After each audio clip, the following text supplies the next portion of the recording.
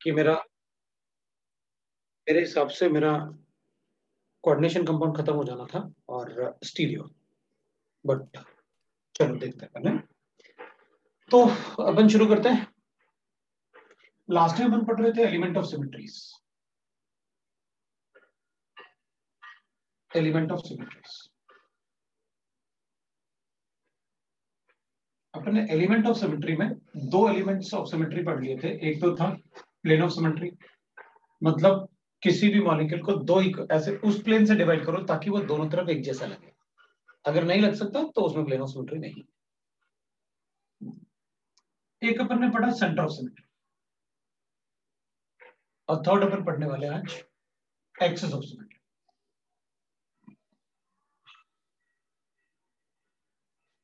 सी वाला पार्ट जो होगा ना वो एक्सिस ऑफ सिमेट्री होगा। अब एक्सिस ऑफ सिमेट्री क्या होता है ना, दो टाइप से होता है। एक होता है C n axis of symmetry और एक होता है S n axis of symmetry. C n axis of symmetry जो होता है ना, एक्सिस ऑफ सिमेट्री, वो सभी मॉलिक्यूल में होता है, चाहे वो ऑप्टिकली एक्टिव हो या ना हो। या फिर इसको अपन प्रॉपर एक्सिस ऑफ सिमेट्री भी बोलते हैं। Proper axis of symmetry is present in all molecule, in all molecules। अब वो ऑप्टिकली एक्टिव है या नहीं है, सभी में प्रेजेंट होता है वो। सो doesn't matter molecule is optically active or not,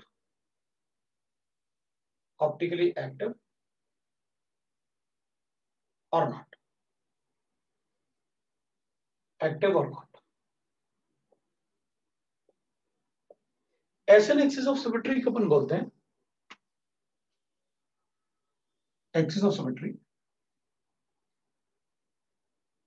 इसको अपन इम्प्रॉपर एक्सिस ऑफ सिमेट्री बोलते हैं। इम्प्रॉपर एक्सिस ऑफ सिमेट्री ये भी बोलते हैं। अगर ये है तो फिर मॉलिक्यूल ऑप्टिकली इनएक्टिव होगा। If it is present then molecule is optically inactive, molecule is optically inactive,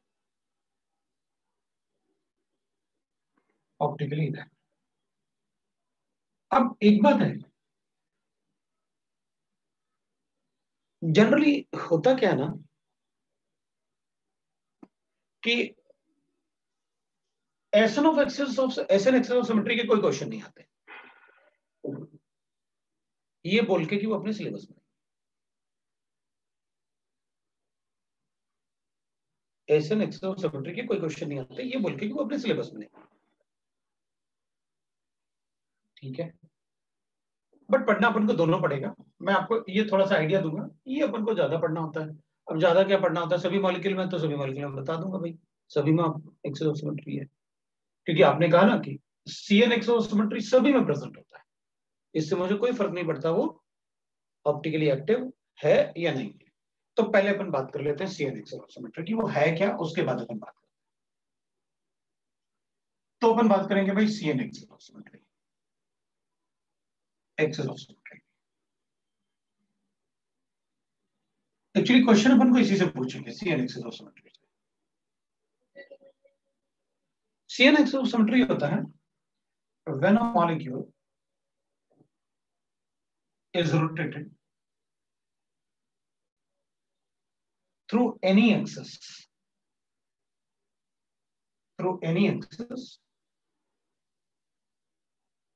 it must have then its face, then the same face must be repeated। वो डेफिनेशन इजी करने के लिए सोचता हूं कैसे अपन को ज्यादा अच्छा समझ में आएगा। Then same face must be repeated at least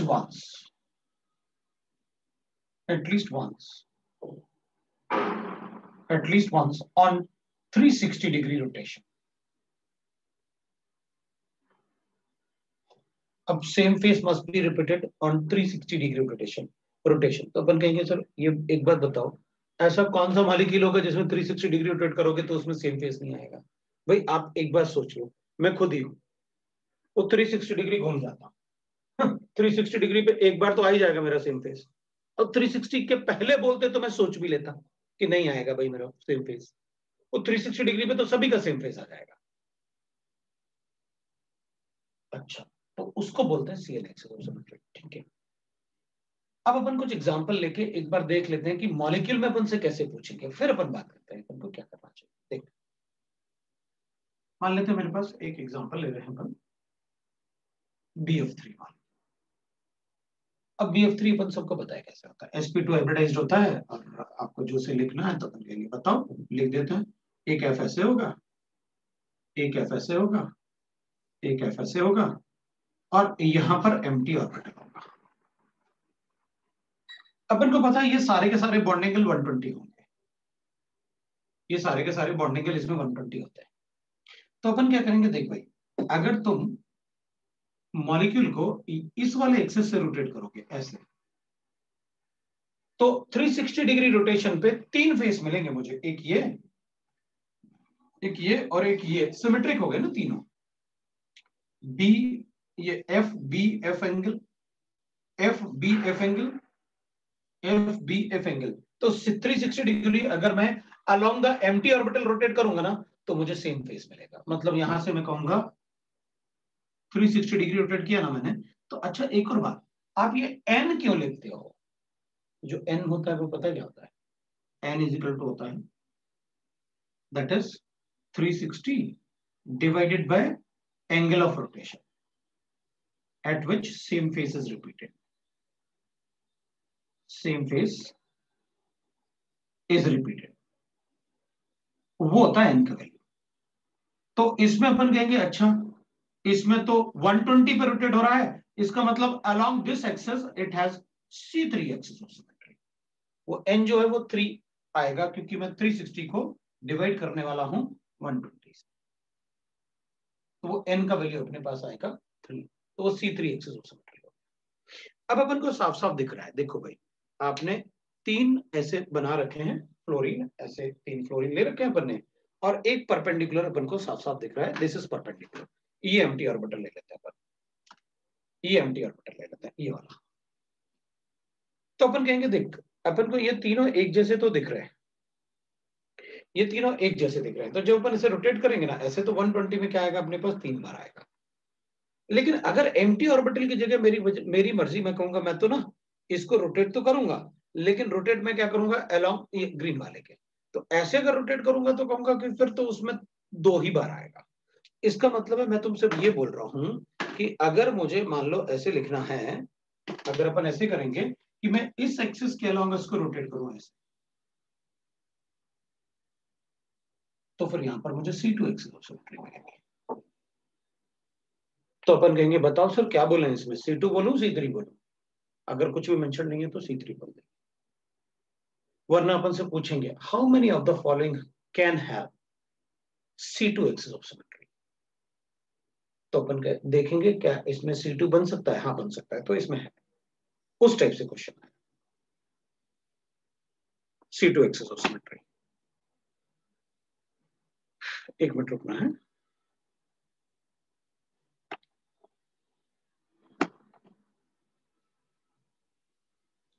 तो अपने पास क्या है, अपन ने बताया इसमें C2 एक्सिस ऑफ सिमेट्री होगी। तो C2 एक्सिस ऑफ सिमेट्री का मतलब है, जैसे अपन लिखेंगे किसी को, तो अपन कहेंगे देख भाई, जैसे मान लो अपने पास कोई ऐसे ये गिवन है, तो इसमें अपन कहेंगे भाई इसको अगर ऐसे रोटेट करूंगा तो सेम फेस रिपीट होगा ऑन 180 डिग्री, तो अपन कहेंगे वो 360 डिग्री, तो अपन कहेंगे इसमें C2 एक्सिस ऑफ सिमेट्री होगी। अगर सेम फेस रिपीट होता है तो आपको C2 एक्सिस, जैसे ये है, अब इसमें तो अपन कहेंगे भाई 360 पे ही सेम फेस रिपीट हो सकता है ऐसे, क्योंकि अगर ब्लैक वाला ऊपर है तो ऊपर ही रखना पड़ेगा, राइट। तो अपन इसको रिपीट करेंगे, तो कितने बॉन्ड एंगल पे इसको रिपीट करेंगे वो इसका एक्सिस ऑफ सिमेट्री है। अब एक थोड़ा सिमेट्रिक ले लेता हूं, अपन सबको पता है क्यूब क्या होता है। अगर अपने पास एक क्यूब है, ये है, एक क्यूब ले लेता हूं, मैं इसमें एक एक्सिस बना लेता हूं। अगर मान लो अपन इसके एक सेंटर पे और इसके एक सेंटर से एक एक्सिस ड्रॉ करते हैं और इसको क्यूब को अपन ऐसे एक्सिस ड्रॉ कर लेते हैं, मतलब एक अपन ऐसे अज्यूम कर लो, एक अपन ने एक छोटी सी स्टिक को फंसा दिया ऐसे ट्यूब में, क्यूब में। अब उसको रोटेट करेंगे अगर, तो सेम फेस, एक ही जैसा फेस कितने बार रिपीट होगा? सेम फेस 360 डिग्री रोटेशन पे 4 बार रिपीट होगा ना, क्योंकि इसका बॉन्ड एंगल 90 होगा। तो ठीक है ना, हो गया C4 एक्सिस।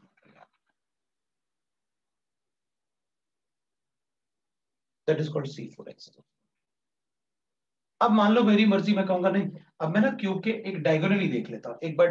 अब जरूरी थोड़ी है कि एक ही तरफ से आएगा, मेरी मर्जी, मैं तो कहीं भी बोल सकता हूँ। मैं तुमसे कहूंगा अच्छा ठीक है, इस क्यूब के बॉडी डायगोनल से बनाओ, ऐसे बॉडी डायगोनल से बनाओ, बताओ कितना इसमें कौन सा एक्सिस ऑफ सिमेट्री आएगा अगर बॉडी डायगोनल से बनाऊंगा तो क्यूब में।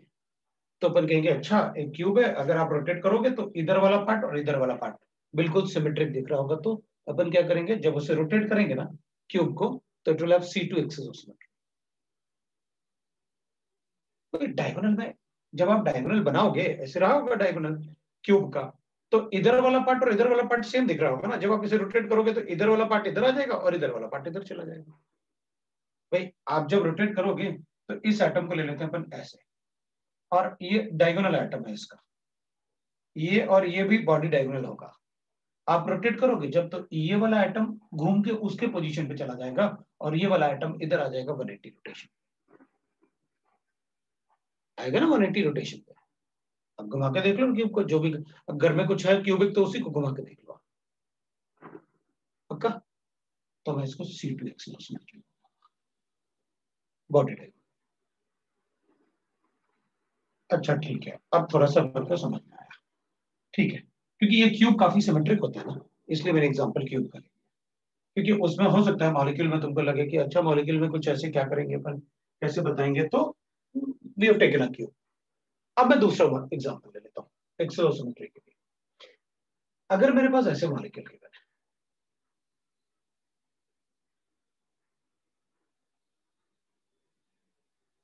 इसमें एक्सेस ऑफ सिमेट्री हो सकता है क्या?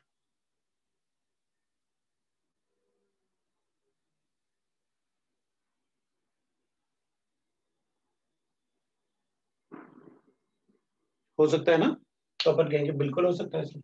आप यहां इससे परपेंडिकुलर बनाओ एक एक्सेस और इसे 180 रोटेट कर दो। तो जब इसे 180 रोटेट करोगे तो ये आ जाएगा इधर और ये पहुंच जाएगा उधर। मॉलिक्यूल को रोटेट करो ना 180 ऐसे उसी प्लेन। पक्का ना? भाई मॉलिक्यूल को अगर आप उसी प्लेन में रोटेट करोगे, तो मान लेते हैं अपन कि ये अपने पास ये रेड वाला ये है और ग्रीन वाला ये है, ये ऐसे हटा देता है। अब आप रोटेट करो 180, जब आप रोटेट करोगे 180 तो ये देखो CH3, दोनों CH3 एक जैसे। तो अपन इसको क्या बोलेंगे, ये 180 पर रोटेट हो रहा है तो C कैसे कैलकुलेट करेंगे, इसमें N कैसे कैलकुलेट करेंगे, तो N इक्वल टू हो जाएगा 360 डिवाइड बाई 180। 180 पे सेम आ रहा है ना, तो आ गया। इसमें C2 एक्सिस ऑफ सिमेट्री है परपेंडिकुलर टू दिस, राइट ना। C2 एक्सिस ऑफ सिमेट्री है यहां से परपेंडिकुलर टू द मॉलिक्यूल। अब कोई डाउट है तो बताओ। हाँ, अगर अपन इसको ऐसे बनाते, अब अगर अपन मान लो इसको ऐसे बना देते, अपने पास ऐसे क्या बना, नहीं ऐसा नहीं है कि C1 नहीं हो सकता, कि भाई C1 कोई जरूरी थोड़ी है C1 बनाना हुआ, तो बनाऊंगा। जैसे मान लो अब ऐसे है, मेरी मर्जी, मैं तो इस एक्सिस से बनाऊंगा। अब बताओ सर। हाँ, तो इस एक्सिस से अगर रोटेट करोगे 180 तो ये नीचे आएगा, ये ऊपर जाएगा, ये नीचे आएगा, ये ऊपर जाएगा। तो उसमें कैसे आएगा भाई, रोटेट करने से इधर ही CH3 आना चाहिए। तो ये CH3 तो सिर्फ 180 पे आ सकता है, वहां पर CH3।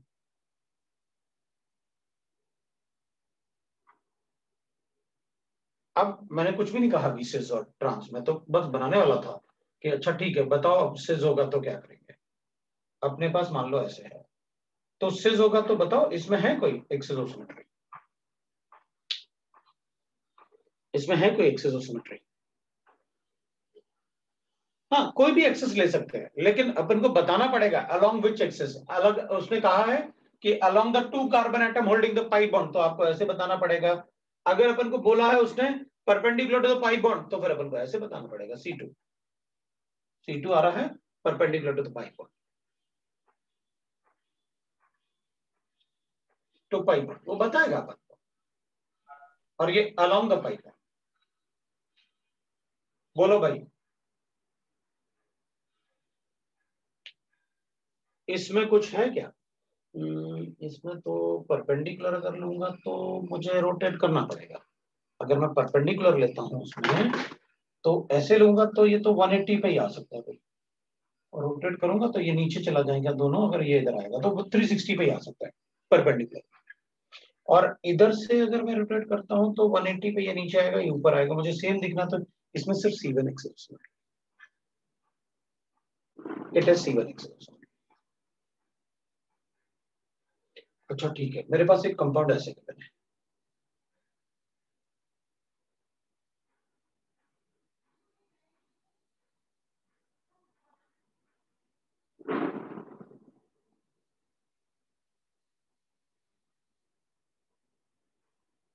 इसमें एक्सेस ऑफ सिमेट्री है क्या? कौन सा CH3 के बीच में जाने वाली लाइन? CH3 के बीच में जाने वाली लाइन मतलब CH3 के बीच से कौन सा जाने वाली लाइन? इधर से बना दूं? वो तो कभी आ ही नहीं सकता। कौन सा एक्सेस? अरे मॉलिक्यूल का एक्सेस होता है तो मॉलिक्यूल के एक्सेस में मॉलिक्यूल के सेंटर से पास होना होता है, तब होता है मॉलिक्यूलर एक्सेस। मॉलिक्यूलर एक्सेस में ऐसे थोड़ी होता है चलो इस हाइड्रोजन से कहीं से पास कर देते हैं, इसको छोड़, मॉलिक्यूल के सेंटर से लेना होता है एक्सेस। एक्सेस तो वही होता है मॉलिक्यूल का, राइट? इसमें क्या करेंगे अपन, और C2 एक्सेस बताया कैसे? ठीक है, वो कह रहा है कि आप परपेंडिकुलर टू इस बॉन्ड को रोटेट करो 180, तो जब इसको 180 रोटेट करोगे ना ऐसे, तो ये Br इधर आ जाएगा और वो Br ऊपर चला जाएगा, राइट ना? तो perpendicular to the molecular axis वो कह रहा है कि इधर से अगर आप ऐसे कर लो तो इसको 180 रोटेट करोगे ना आप अगर, तो इसमें ये नीचे आ जाएगा, ये ऊपर आ जाएगा, मतलब C2 एक्सिस ऑफ सिमेट्री है इसमें। देखो भाई, ठीक है ना? अगर मेरे पास ऐसे गिवन है, सपोज करते हैं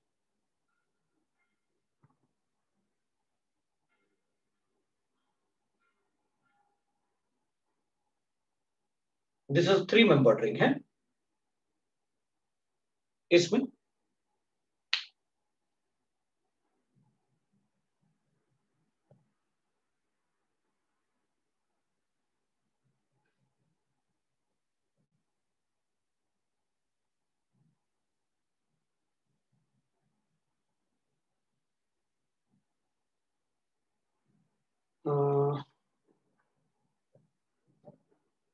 इसमें C3 axis of symmetry correct है,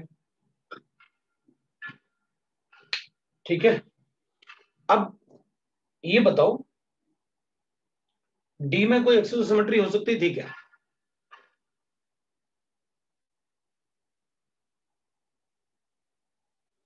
चलो और भी ले लेता हूं, क्योंकि इसलिए तो एग्जांपल लेता जा रहा हूं मैं, थोड़े से एग्जांपल और लूंगा तो शायद आपको एक्सेस ऑफ सिमेट्री भी समझ में तो आ गया, लेकिन तुम लोग उसको देखने में प्रॉब्लम क्रिएट कर रहे हो। चलो मेरे पास ऐसे है, इसमें बताना है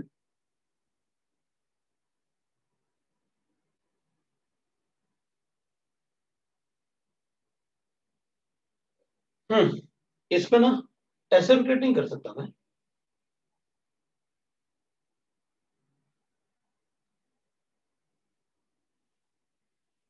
मतलब मॉलिक्यूल जो ऐसे बना हुआ है ना, अगर मैं इसको ऐसे रोटेट करूं तो,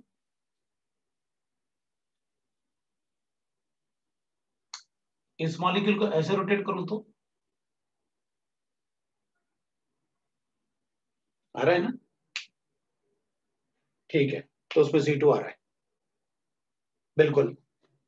तो ना अपन को क्या करना होगा, थोड़ा सा कूल माइंड से देखना पड़ेगा भाई कि कोई हम मिस ना करते कोई,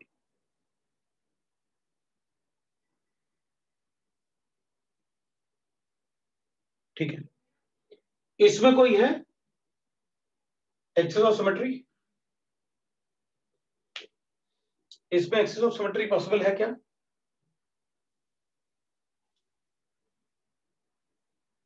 अच्छे से ध्यान से ऑब्जर्व करना।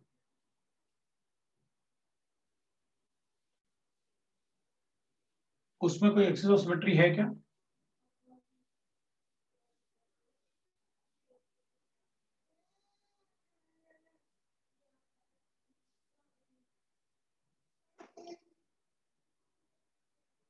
अब ऐसे नहीं करना कि अच्छा सर कुछ ना कुछ तो हम बता ही देंगे, अगर है तो ही बताना।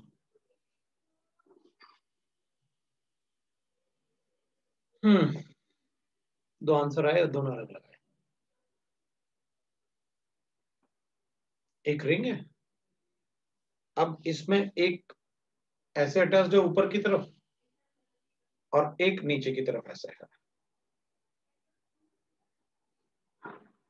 मैं इसको कहीं भी रोटेट करूं तो इस प्लेन में तो नहीं आ सकता ऐसे, क्योंकि ये ब्लैक इधर है, ब्लैक इसमें ऊपर है।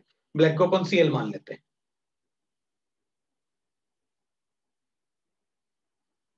ऐसे करूं तो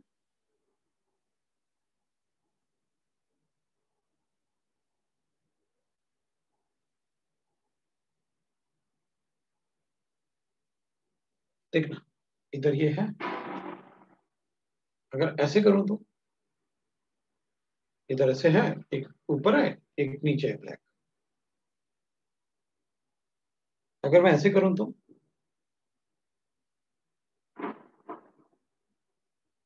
हाँ, पेंटागन है तो क्या हुआ? अपन तो पेंटागन को टच ही नहीं कर रहे ना, अपन तो पेंटागन को ही रोटेट कर रहे ना ऐसे। इसलिए तो मैंने इसको बनाया कि ये पेंटागन मान लो, ये आप पेंटागन मान लो, इसलिए मैंने कहा कि इसको पेंटागन मान लो।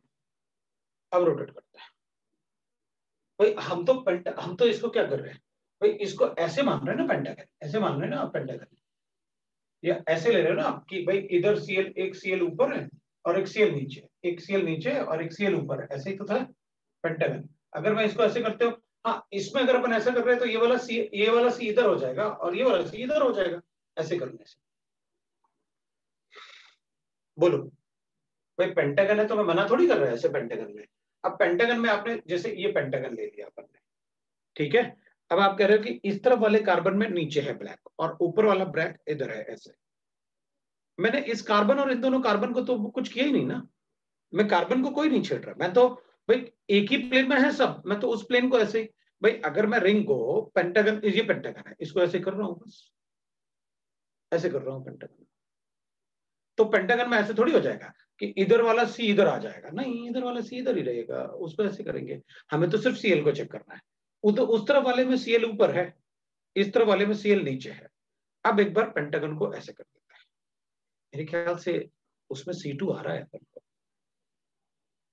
उसमें C2 दिख रहा है ना? C2 दिख रहा है क्लियरली कि उसमें C2 है, अपन को C2 लिख देना चाहिए इसमें।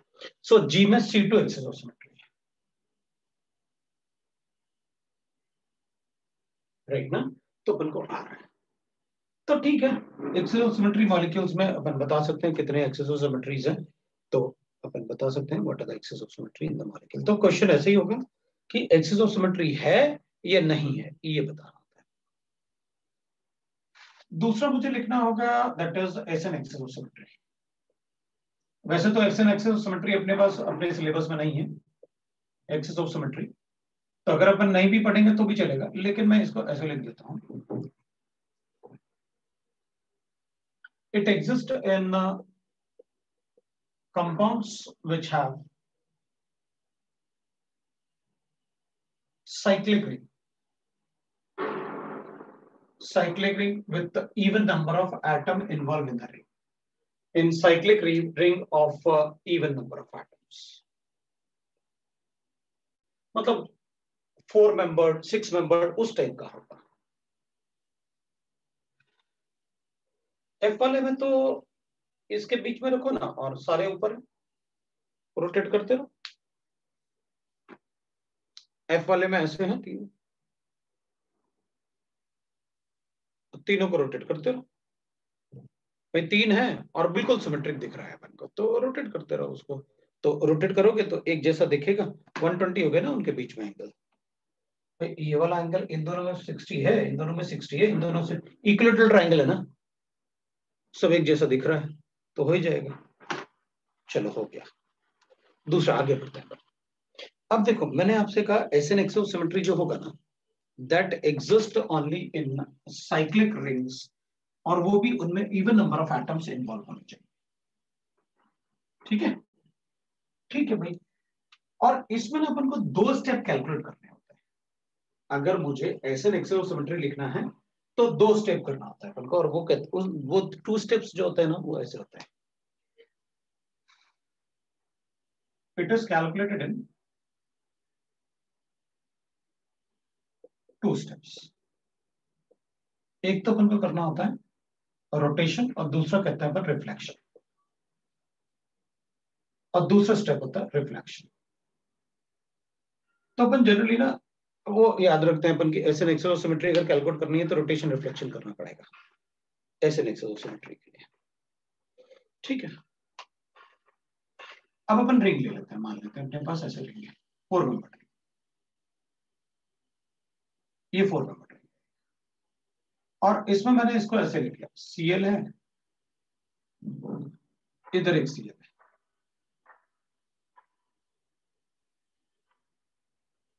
तो अब मुझे क्या करना पड़ेगा, पहले इसको इस एक्सिस के अलोंग रोटेट करना होगा। मतलब मॉलिक्यूल में एक अपन ऐसे रोटेशन करेंगे, और हम चेक करेंगे कि रोटेशन से हमें सेम मिल जाए। मतलब अपन कैलकुलेट करके दिखा रहा हूं ऐसे एक्सोसिमेट्री इसमें कैसे रोटेट टू 180 डिग्री कर देंगे। लो भाई कर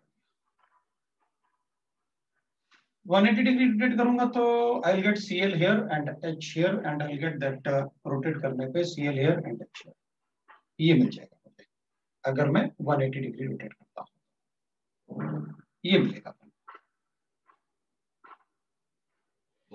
तो अपन क्या करेंगे, अगर अपन को ये मिलेगा ना, अब अपन को क्या करना होगा, इस रिंग के प्लेन में एक मिरर डालना होगा। पुट द मिरर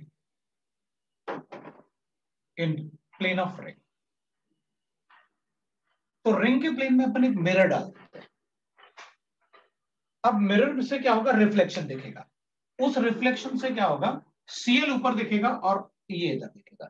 जैसे अपन मिरर के सामने खड़े होते हैं ना, तो हम जितने डिस्टेंस से मिरर के सामने खड़े होते हैं उतने ही डिस्टेंस से अंदर हमारा इमेज दिखता है। अगर अपन मिरर के ज्यादा पास जाके देखेंगे तो हमारा इमेज भी ज्यादा पास आ जाएगा। तो अपन क्या करेंगे, टू गेट रिफ्लेक्शन, तो यहां पर अगर मैं मिरर ऐड करूंगा तो मुझे ऐसे मिल जाएगा। मिरर में ये रिंग था अपना, इसके अंदर मैंने एक मिरर डाल रखा है, ये मिरर आ गया।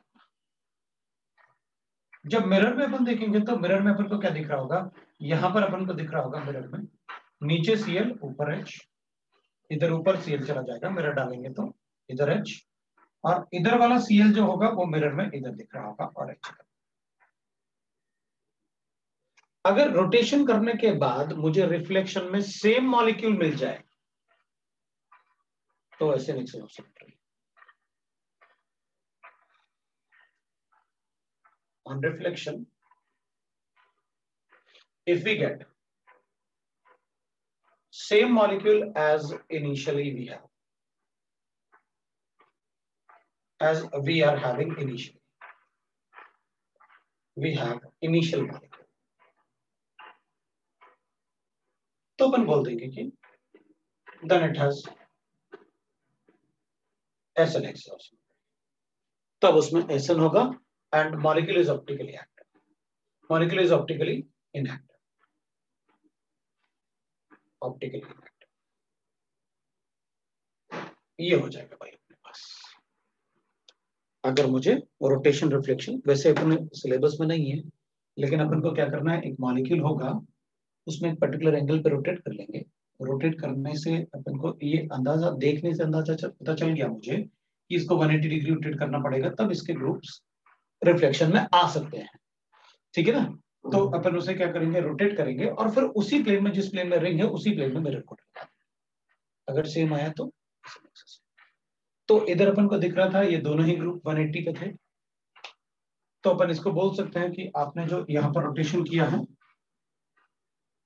वो S2 हो जाएगा। n वही होता है जो अपन ने पहले लिखा हुआ है, n का वैल्यू 2 हो जाएगा, दैट इज रोटेशन रिफ्लेक्शन।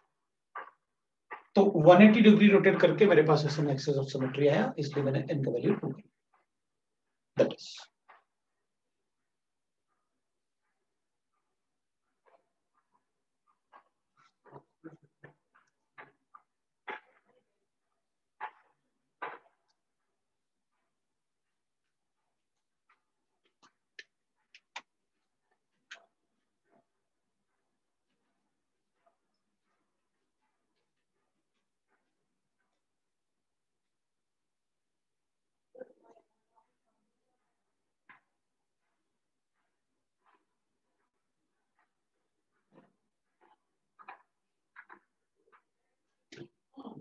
उसको बोल दिया ना, क्लास बिल्कुल भरा हुआ रखा है, हो गया ना। ये रिफ्लेक्शन इस टाइप से अपन से पूछेंगे। मैं कुछ मॉलिक्यूल्स में कहीं कहीं आपको बता दूंगा एसिड एक्सिस ऑफ सिमेट्री। तो ये 2 स्टेप लेने होते हैं, साइक्लिक रिंग होता है, तो जब अपन को साइक्लिक रिंग इवन नंबर वाला मिलेगा तो अपन रोटेशन रिफ्लेक्शन की बात करेंगे, राइट। इसमें बाकी और अच्छा एग्जांपल तभी आ पाएगा जब अपन थोड़ा और पढ़ लेंगे, हमें कुछ और पैटर्न इंक्लूड करने होंगे तब मिलेगा। तो ये अपना रोटेशन रिफ्लेक्शन, तो these are the element of symmetries, ठीक है।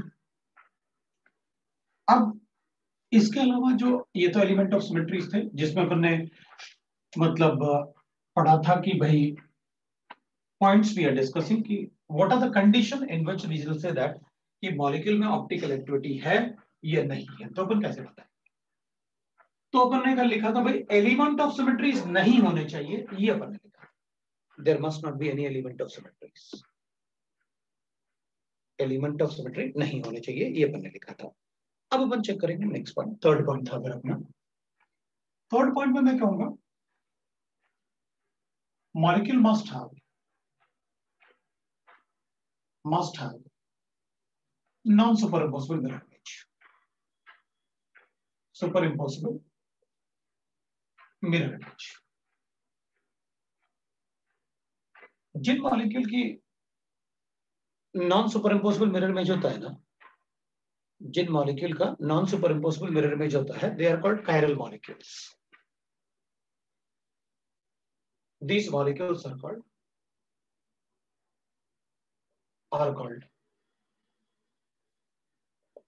chiral molecule। तो ये मॉलिक्यूल्स वो होते हैं जिनमें कायरलिटी होती है और अपन उनको कायरल मॉलिक्यूल्स बोलते हैं, ठीक है, with the non superimposable mirror image. एक मिनट में कर देता हूं।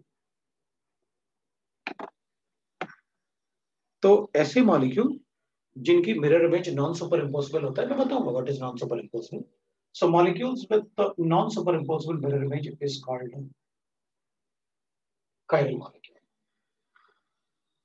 और जिन मॉलिक्यूल का मिरर इमेज सुपर इम्पोज कर जाता है एक दूसरे से,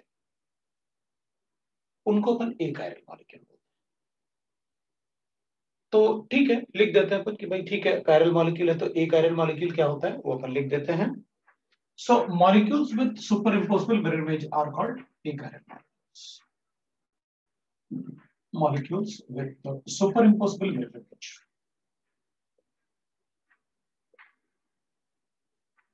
molecules with superimposable mirror image is called,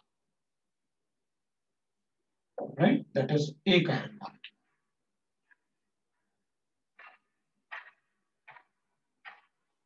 ठीक है, अब ये वर्ड बता दो, ये वर्ड है क्या। पहले तो आप सुपर इम्पोसिबिलिटी बताओ ताकि मैं समझूं कि भाई सुपर इम्पोज कैसे कैलकुलेट करना है, पहले तो वो समझ में आ जाए कि भाई क्या ये सुपर इम्पोज वगैरह आप क्या बोल रहे हो। अच्छा देखो अपन ऐसे करते हैं, अगर मेरे पास कोई मॉलिक्यूल है, ठीक है, एक ऐसे मॉलिक्यूल है और इसमें एक अपन ने CHO लिख लिया, इसमें एक H लिख लेता हूँ, इसमें एक Cl लिख लेता हूँ और यहाँ CH3 लिख लेता हूँ। इसकी जगह OH भी लिख सकता हूँ, फर्क नहीं पड़ता, ऐसे लिख लेता हूँ। कोई सिंपल मॉलिक्यूल ले लेते हैं अपन, तो अपन इसको ऐसे बना लेंगे, ठीक है ना। तो ऐसे अपन नॉन सुपर इम्पोसिबल मतलब मॉलिक्यूल अगर बनाना है तो अपन देखते हैं क्या होता है। मॉलिक्यूल मिरर लगाना पड़ेगा मुझे, लगाते हैं मिरर। तो मिरर कहाँ लगाना है, कहीं भी लगा सकता हूँ, तो कहीं भी लगा सकते हो इसको साइड में, आपकी मर्जी। अपन यहाँ लगा के देख लेते हैं। मान लो ये मिरर है ना, ये अपन ने मिरर लगा दिया।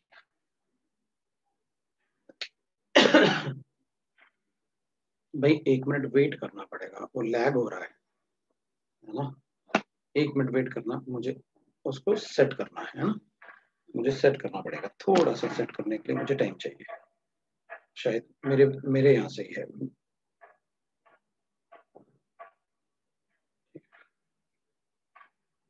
एक मिनट रुकिए बेटा।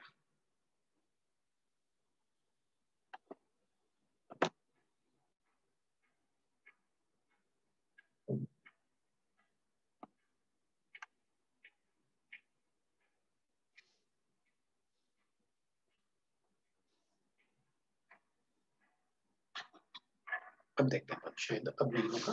अब अगर होगा तो फिर अपन देखते हैं, थोड़ी देर रुकेंगे, फिर अपन 2-3 मिनट और रुकेंगे, दो ज्यादा थोड़ा रुकेंगे ताकि वो कैमरा सेट हो जाए। चलो अच्छा, अपन बात कर रहे थे मिरर इमेज की। अब मिरर इमेज में क्या है, भाई अगर मैं मिरर के बाजू में ऐसे खड़ा हो जाऊं ऐसे ले, तो मुझे एक बात पता है, जो मिरर होगा ना उसमें मेरा ये हैंड जो है ना, जिसमें मार्कर है, वो मेरे पास ही दिखेगा। ऐसा नहीं होगा कि ये वाला हाथ इधर है, ये वाला हाथ इधर है, तो ये वाला हाथ दूर दिखेगा और ये वाला हाथ पास दिखेगा मिरर में। ऐसे नहीं होगा, ये वाला पास दिखेगा और ये वाला दूर दिखेगा। अपन सबको मिरर में देख के अपन सबको पता है। अगर मिरर में अपन सामने खड़े होंगे तो ऐसा थोड़ी होता है कि हमारा फेस यही दिखेगा, पीछे थोड़ी दिखेगा। तो सबको आता है कि भाई मिरर इमेज देखते कैसे। मिरर इमेज का मतलब अब एग्जैक्टली उसका मिरर बनाने वाले हैं। ठीक है, तो अपन क्या करते हैं, मिरर इमेज बनाते हैं। तो भाई देखिए, जब अपन मिरर लगाएंगे ना, तो जैसे कार्बन आपने लिखा ना, तो इधर भी 4 बॉन्ड दिखने वाले हैं मुझे। ये हाइड्रोजन मिरर के पास है तो इस तरफ भी पास ही दिखेगा मुझे। ये क्लोरीन दूर है तो मुझे इस तरफ भी दूर दिखेगा, और ये OH और CH3 मुझे ऐसे दिखेगा। These are mirror images.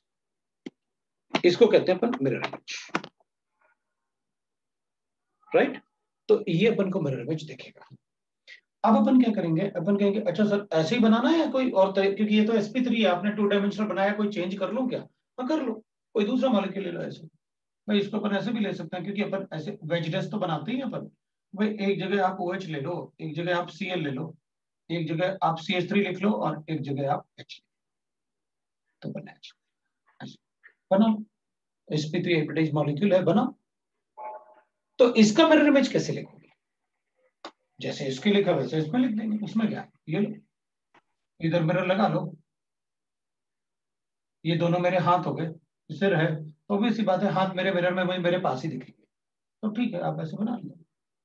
तो इधर वो OH हो गया, वो थोड़ी कहीं जाने वाला है। इधर अपन ऐसे बोल देंगे, इधर CH3 आ जाएगा, इधर H आ जाएगा, और इधर अपने पास Cl आ जाएगा। लो दिख, मिरर इमेज बन गई। अब बात आएगी सुपर इम्पोसिबल। ठीक है, समझ में आ गया मिरर इमेज कैसे बनाने हैं। ये सुपर इम्पोसिबल क्या है, तो अपन क्या करेंगे, देख इस मॉलिक्यूल को ऐसे उठाएंगे, इधर को लेके आएंगे और इसके ऊपर रख देंगे। तो किसी दो को ऐसे चिपकाने को ही सुपर इम्पोज बोलते हैं। इसको ऐसे उठाऊंगा और ऐसे रख दूंगा इसके ऊपर, तो OH OH के ऊपर आएगा, CH3 के ऊपर आएगा, ये Cl H के ऊपर आएगा, और ये HCl के ऊपर आएगा। मतलब मैंने मिरर तो बनाया। अपन को एक बात पता है कि ये ब्लैक वाला OH हो गया, ग्रीन वाला Cl हो गया, ग्रीन वाला Cl हो गया इसमें। अब इसको उठा के आप ऐसे रखोगे तो अपन कहेंगे भाई Cl पे तो सुपरइम्पोज नहीं हुआ, मतलब ये नॉन सुपरइम्पोज। अच्छा आप ऐसे बोल रहे हो, सुपरइम्पोज का मतलब ऐसे नहीं, जैसे ये दोनों आपस में मेरे मिरर इमेजेस है, ये दोनों मिरर इमेजेस है, राइट, ये दोनों मिरर इमेजेस है। अपन क्या करेंगे, ऐसे रखना है, देखो थम के ऊपर नहीं है, ऐसे नहीं करना है कि ऐसे लाके चिपका देना। ऐसे दो मॉलिक्यूल पेपर पे बना रखे हैं आपने, ऐसे लेके रखना है एक दूसरे, ऐसे। अगर वो सुपरइम्पोज करेंगे तो अपन को पता रहेगा कि आप, राइट ना, लोग यार कह रहा सर डांस कर सकते हैं, इसको तो मारना पड़ेगा। ठीक है, तो अपन क्या करेंगे ना, इसको ऐसे जब अपन लेके आएंगे ना और इस पे सुपर इम्पोज कर सकते हैं ना, तो OH OH पे आएगा और CH3 पे आएगा। अगर एक भी एटम ऐसा हुआ, जैसे यहां पर Cl है तो Cl के ऊपर CH3H आया, Cl के ऊपर H आया, अगर एक भी एटम ऐसा हुआ जिसमें सेम एटम सुपर इम्पोज नहीं किया, इसमें हाइड्रोजन इसके ऊपर आया तो सुपर इम्पोज नहीं है, Cl हाइड्रोजन पे आ गया तो मतलब सुपर इम्पोज नहीं है, तो इसमें दोनों में सुपर इम्पोजिशन नहीं है। अपन इसको रोटेट भी कर सकते हैं इसी के प्लेन में, किसी भी मॉलिक्यूल को आप कॉपी पे कितना भी रोटेट कर सकते हो, ऐसे ऐसे नहीं कर सकते आप, वो गलत है। किसी भी मॉलिक्यूल को कंपेयर करने के लिए आप किसी भी मॉलिक्यूल को कैसे ही रोटेट कर सकते हो उसी प्लेन में, लेकिन आप किसी भी मॉलिक्यूल को ऐसे नहीं कर सकते, वो गलत होता है, क्योंकि मॉलिक्यूल चेंज हो जाएगा फिर उस केस में।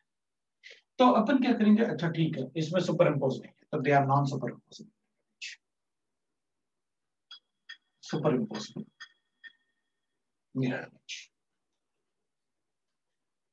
This is non super impose. अब इसमें अपन कहेंगे सर इसमें तो हो ही नहीं सकता, आप इसको लेके जाओगे, ये दोनों जिस तरफ बने हुए हैं वो उधर जाएंगे Cl की तरफ, उसमें भी हो जाएगा non super impossible, super impossible mirror image, mirror image. ठीक है, अपन को पता है वो मिरर इमेज। अब अपन क्या करेंगे, अच्छा सर सुपर इम्पोसिबल बना के दिखा दो, देखो ऐसे अगर गिवन है, मान लो अपन को यहाँ सी गिवन, यहाँ पर अपन को Cl गिवन होता और यहाँ पर भी अपन को Cl और यहाँ पर CH।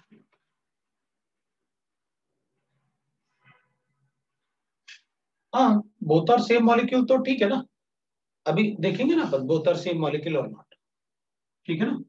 तो अपन क्या करेंगे, ये और ये अगर यहां पर ऐसे लिखोगे आप, तो फिर इस केस में देखो ये सुपरपोज कर, ये सुपरपोज हो गए, इसको उठा के इस पर रखूंगा तो सुपरपोज हो जाएगा। अपन कहेंगे नहीं नहीं सर मैं तो ऐसे रखूंगा, आप करके दिखाओ सुपरपोज।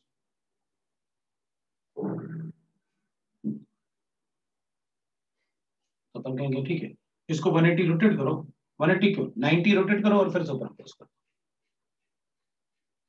और मैंने आपसे ये थोड़ी कहा था कि यहीं रख सकते हो आप मिरर, मैं तो यहां मिरर रखूंगा, नीचे बनाऊंगा उसका मिरर इमेज और फिर सुपरपोज करूंगा। तो जिनमें non super imposable mirror image होगा वो हमें उनको कहते हैं कायरल। कायरल का मतलब सिर्फ इतना ही होता है कि they have non super imposable mirror images. Any molecule which have non-superimposable mirror image are called chiral. Any molecule which have superimposable mirror image are called achiral. Superimposable mirror image है इसमें, mirror image. That's why achiral. ये होता है। ठीक है, तो molecules आप दोगे, हम सुपरइम्पोज करके चेक कर लेंगे वो सुपरइम्पोज हो सकता है या नहीं हो सकता। तो कभी कभी ऐसे भी हो सकता है कि मेरे पास ऐसे गिवन है COH है और ऐसे इधर OH लिख लेता हूँ, इधर H लिख लेता हूँ, इधर OH लिख लेता हूँ, इधर H लिख लेता हूँ, इधर COH लिख लेता हूँ, इसको बना लेता हूँ। अगर मिरर इधर लगाता हूँ और इसमें ऐसे कर लेता हूँ, I will have OH and H, इधर भी OH and H और इधर भी COH। ये सुपरइम्पोज करेगा क्या? Can this molecule have superimposable mirror image? इस मॉलिक्यूल में superimposable mirror image हो सकता है क्या? लो भाई, वो करेगी आप इधर मत रखो, इधर रख लो तो सुपरइम्पोज हो जाएगा। हाँ घुमा के, बिल्कुल मैंने कहा भी था किसी भी मॉलिक्यूल को अपन उसी प्लेन में कितना भी घुमा सकते हैं, तो अपन कहेंगे 180 घुमाओ और कर दो तो सुपरइम्पोज हो जाएगा, मतलब this has superimposable mirror image, है ना। Rotate 180 and rotate 180, it will superimpose. Superimpose ये होता है। तो इसका मतलब है हमें ये पता चल गया कि कायरल का मतलब क्या है। अगर किसी मॉलिक्यूल में एक ही कायरल सेंटर है, अगर किसी मॉलिक्यूल में एक ही कायरल सेंटर है तो हमेशा ऑप्टिकली एक्टिव होता है। हाँ, क्योंकि वेरी फर्स्ट पॉइंट ये वही तो था कि अगर किसी मॉलिक्यूल में एक ऐसा एटम है जिससे 4 डिफरेंट ग्रुप अटैच्ड हैं इन अ रेगुलर टेट्राहेड्रॉन, तो अपन कहते हैं कि वो हमेशा ऑप्टिकली एक्टिव होता है। फर्स्ट पॉइंट में लिखा था। सो जनरली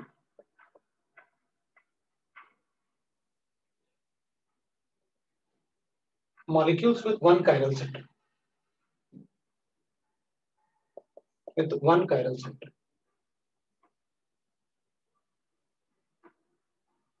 chiral center का मतलब ये होता है chiral center are optically active। ये कंडीशंस थी अपनी जो अपन लिखते हैं। अब अपन कहेंगे पता क्या, अब अपन थोड़ा सा नोट लिखेंगे। पहले आप ये लिख लो, मैं आपको फिर बताता हूँ कि नोट में अपन क्या लिखेंगे।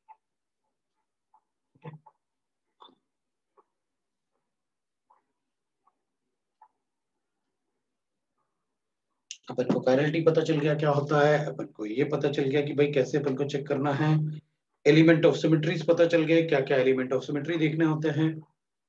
तो आप इनको एक बार देख लो क्या किया अपन।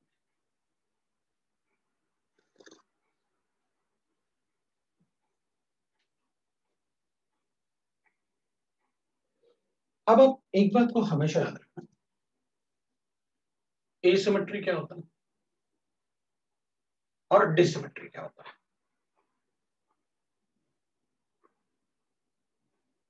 ये ध्यान रखना। एसिमेट्री क्या होगा और डिसिमेट्री क्या होगा, ठीक है।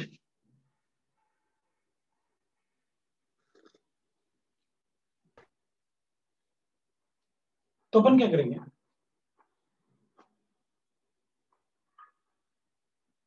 molecules which do not have POS, COS and AOS, और डिसिमेट्री होता है molecules which do not have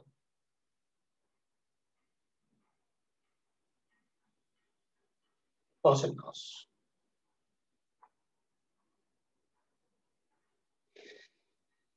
मैंने आपको बहुत सारे कंडीशन बताया ऑप्टिकल एक्टिविटी के लिए।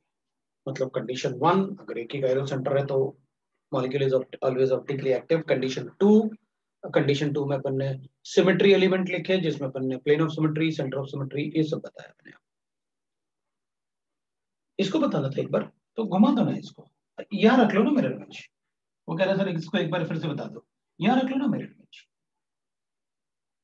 देखना इसका मिरर इमेज बिल्कुल एग्जैक्टली वैसे बन जाएगा उधर, उसको उठा के इस पर रखोगे तो बन जाएगा, सुपरइम्पोज हो जाएगा।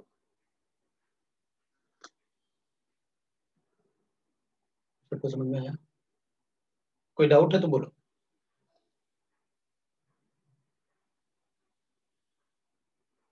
कॉस सब में नहीं होता, सिर्फ एओएस सब में होता है।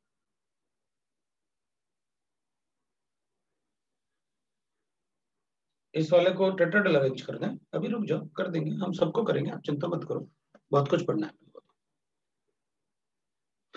कायरल सेंटर होता है एक ऐसा सेंटर जिससे 4 डिफरेंट ग्रुप अटैच।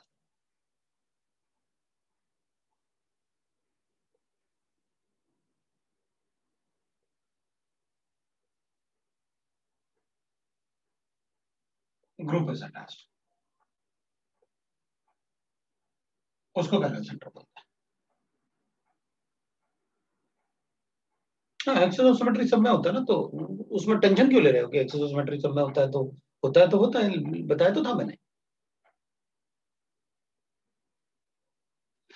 इस मॉलिक्यूल में भी कायरल सेंटर है,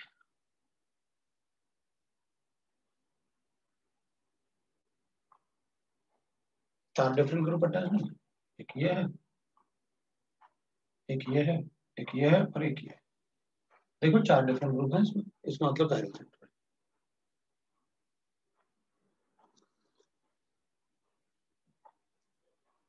सर एक एसिमेट्री का एग्जांपल दे दो, ये है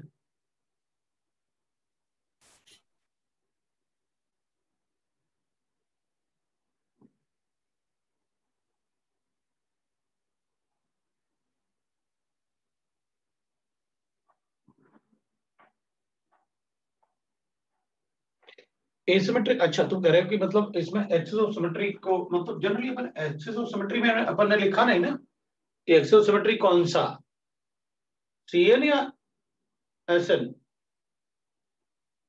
बताना पड़ेगा ना अपन को कौन सा, सीएन या एसएन, क्योंकि एक्सिस ऑफ सिमेट्री तो दो टाइप के होंगे।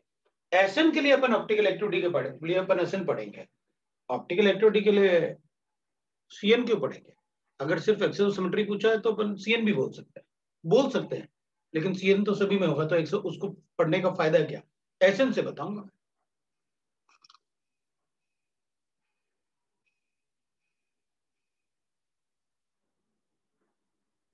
हाँ, वो कह रहा है सर इस पे भी कायरल है तो नीचे वाले कार्बन पे भी कायरल है। हाँ है ना कायरल, किसने कहा नहीं है, इस पे भी कायरल है।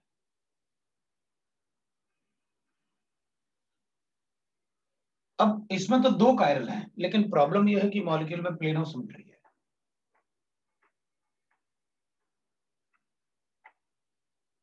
इसलिए ऑप्टिकली एक्टिव तो नहीं हो सकता।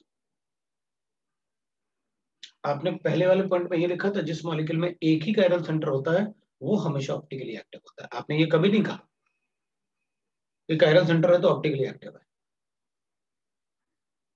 एक ही कायरल सेंटर होता है तो ऑप्टिकली एक्टिव होता है, और कायरल सेंटर का मतलब जो है वो एक कायरल सेंटर, एक एटम जिससे चार डिफरेंट ग्रुप अटैच्ड वो होंगे। और कायरलिटी जो होता है ना, जो अपन कायरल लिख रहे हैं ना, वो इस वर्ड से रिलेटेड है, इस वर्ड से रिलेटेड है कायरल, कायरल वर्ड अपन कहेंगे इस वर्ड से रिलेटेड है कायरल वर्ड। जब अपन को कोई बोलेगा ना कि कोई मॉलिक्यूल कायरल है, अच्छा अच्छा उसका super non super impossible mirror image होगा। मैंने ये थोड़ी कहा कि कायरल है तो ऑप्टिकली, कायरल सेंटर है तो ऑप्टिकली एक्टिव हो जाएगा, एक ही एटम है तो हो जाएगा। तो इसमें तो दो थे तो मुझे चेक करना पड़ेगा बाकी चीजें, लिनोसिमेट्री होगा तो ऑप्टिकली ना एक्टिव।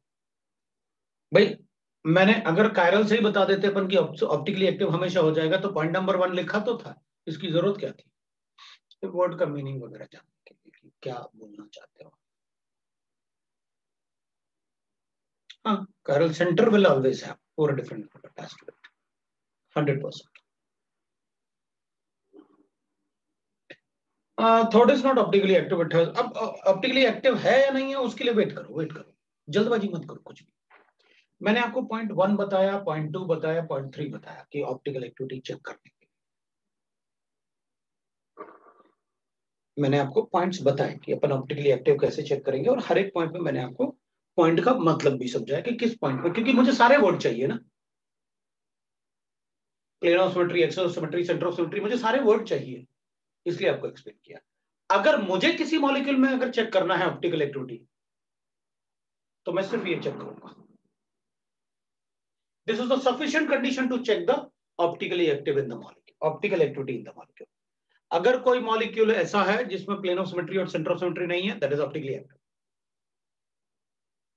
अगर मुझे किसी मॉलिक्यूल में ऑप्टिकल एक्टिविटी चेक करना है, मैं कुछ नहीं चेक करने वाला, डिसिमेट्री चेक कर लूं, मैं सिर्फ डिसिमेट्री चेक करूं। हाँ, तो जनरली इसलिए तो लिखा था कि हमेशा थोड़ी, ऑब्वियस सी बात है, दो भी हो सकता है। सो अब अपन ने कहा भाई डिसिमेट्री मतलब पॉस कॉस नहीं होने चाहिए, इसमें पॉस है मतलब this is optically inactive, this is of plane of symmetry, ये मॉलिक्यूल दो इक्वल पार्ट में डिवाइड हो गया, ऊपर और नीचे, optically inactive, this molecule can never have plane of symmetry और centre of symmetry, optically active.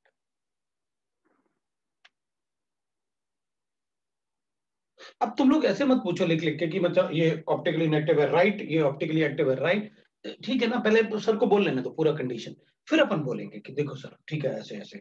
अच्छा आपने मुझे एक बात बता दिया कि यार इतने सारे कंडीशन में परेशान हो जाता कि कौन, क्योंकि सारे कंडीशन फॉलो करने चाहिए, कंडीशन 1, कंडीशन 2, कंडीशन 3, तभी मॉलिक्यूल को ऑप्टिकली एक्टिव बोलूंगा, और ये दोनों चीजें सफिशिएंट होती हैं वो सभी को फॉलो करने के।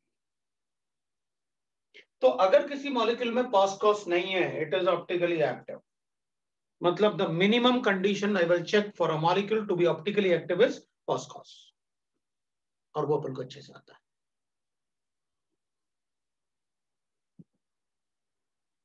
ठीक है, चलो अपन को ये तो पता चला कि पासकॉस से अपन को ऑप्टिकल एक्टिविटी बता देंगे। अब मैं कुछ मॉलिक्यूल लिखूंगा। मैंने आपको, और दोनों चीजें आपको बहुत अच्छे से गिवन है।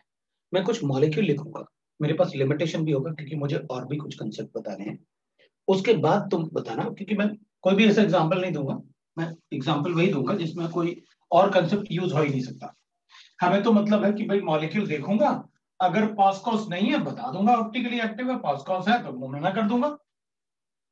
प्लेन ऑफ सिमेट्री और सेंटर ऑफ सिमेट्री आपने अच्छे से मुझे बताई है, मतलब कैसे चेक करते हैं प्लेन ऑफ सिमेट्री और सेंटर ऑफ सिमेट्री, वो देख लूंगा। आप मुझे एग्जांपल दो, मैं देख लेता हूँ। चलो देखते हैं।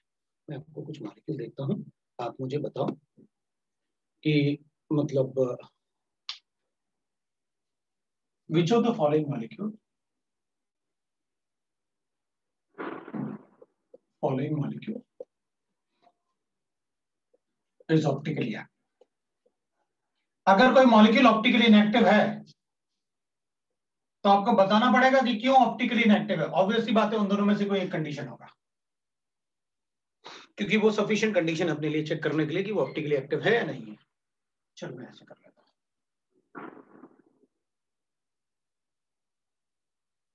अब ना मेरी मर्जी में कुछ भी लिखूं।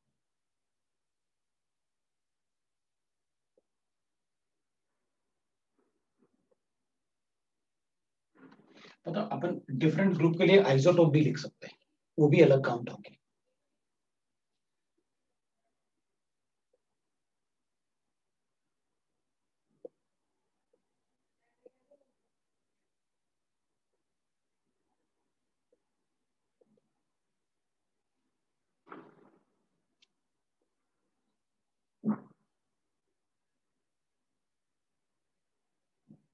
थोड़ा मॉलिक्यूल का स्ट्रक्चर तुम भी बनाओगे हैं, मतलब थोड़ा बना के तो देखो, है ना।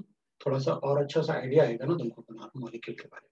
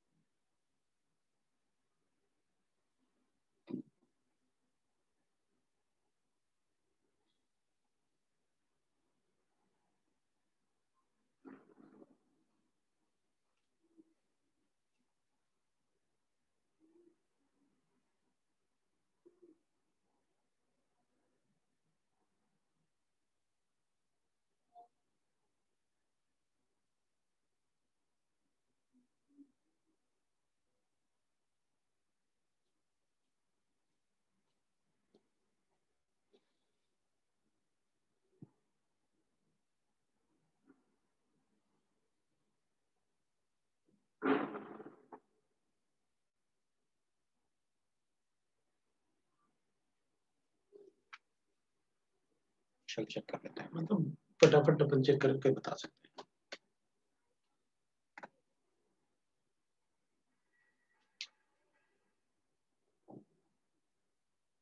आइसोटोप्स ऑफ हाइड्रोजन है। डी में ऑप्शन के पास आइसोटोप लिखे हुआ है, ऑप्शन के पास आइसोटोपिक ऑक्सीजन है। हाँ, डी में आइसोटोप ऑफ ऑक्सीजन है, वो लिखा हुआ है बिल्कुल। अच्छा, नंबर नहीं दिख रहा था, इधर वाला 16 है, उधर वाला 16, ये दोनों 18 है, ये दोनों 16 है। अगर नहीं दिख रहा है तो दिखना चाहिए यार, मुझे दिख रहा था, चेक कर लो।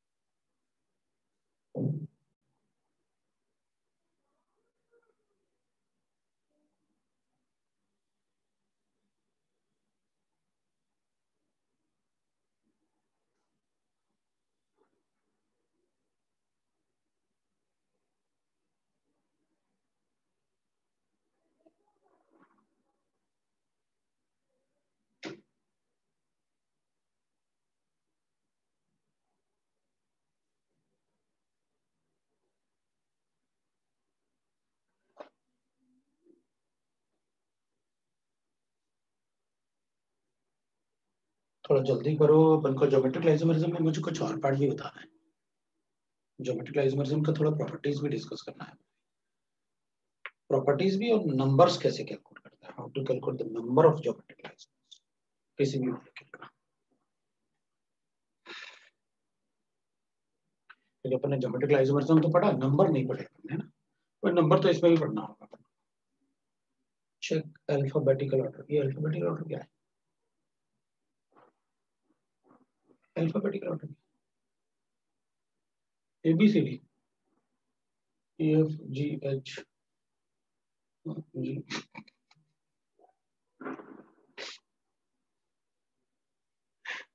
ठीक है, तुम अपने हिसाब से ठीक कर लो। ए बी सी डी और 1 2 3 में ही गलती करता हूँ।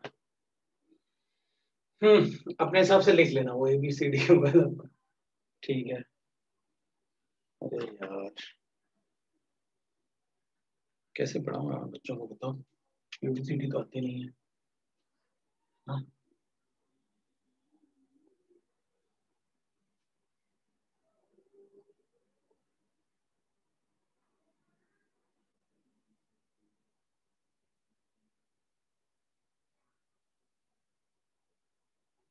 ऐसे कर दिया।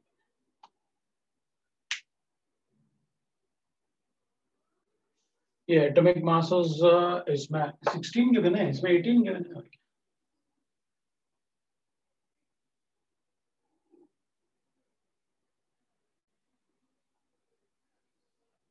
है ना। हाँ हाँ ठीक है बेटा, वो कभी मुझे पता है, वो कभी कभी तो जब भी ऐसे गड़बड़ हो जाता है ना, तुम लोग अपने आप ही कर लिया करो उसको, कि ठीक है ना, हम तो एबीसीडी मतलब ऐसा लिखेंगे, सर कुछ भी लिखेंगे।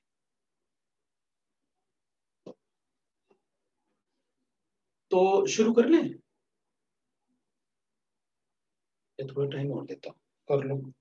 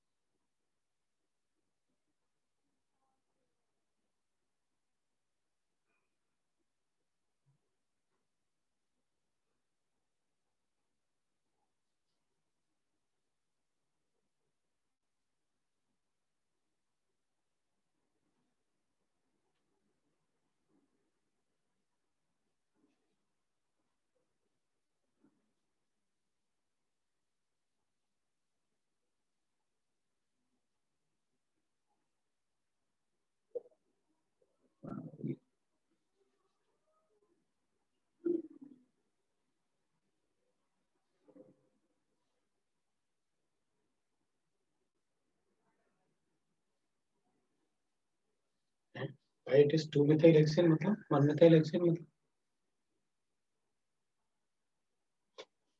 1 मिथाइल हेक्सेन कैसे हो सकता है? हम्म।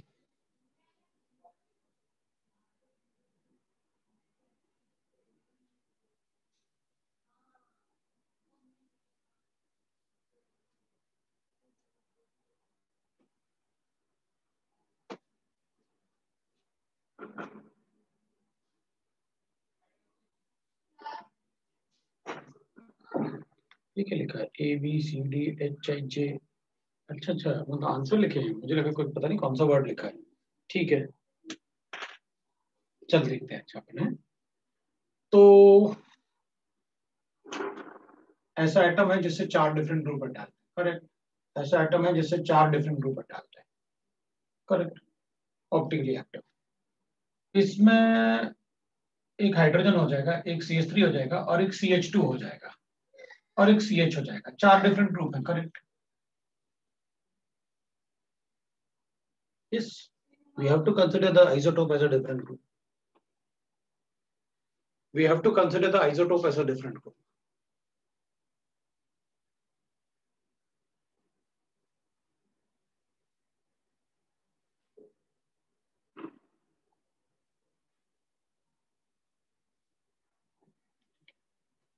चलो अच्छा देखते हैं। इधर ये भी होगा भाई, दोनों OH डिफरेंट हैं, दोनों ऑक्सीजन डिफरेंट है ऑप्टिकली।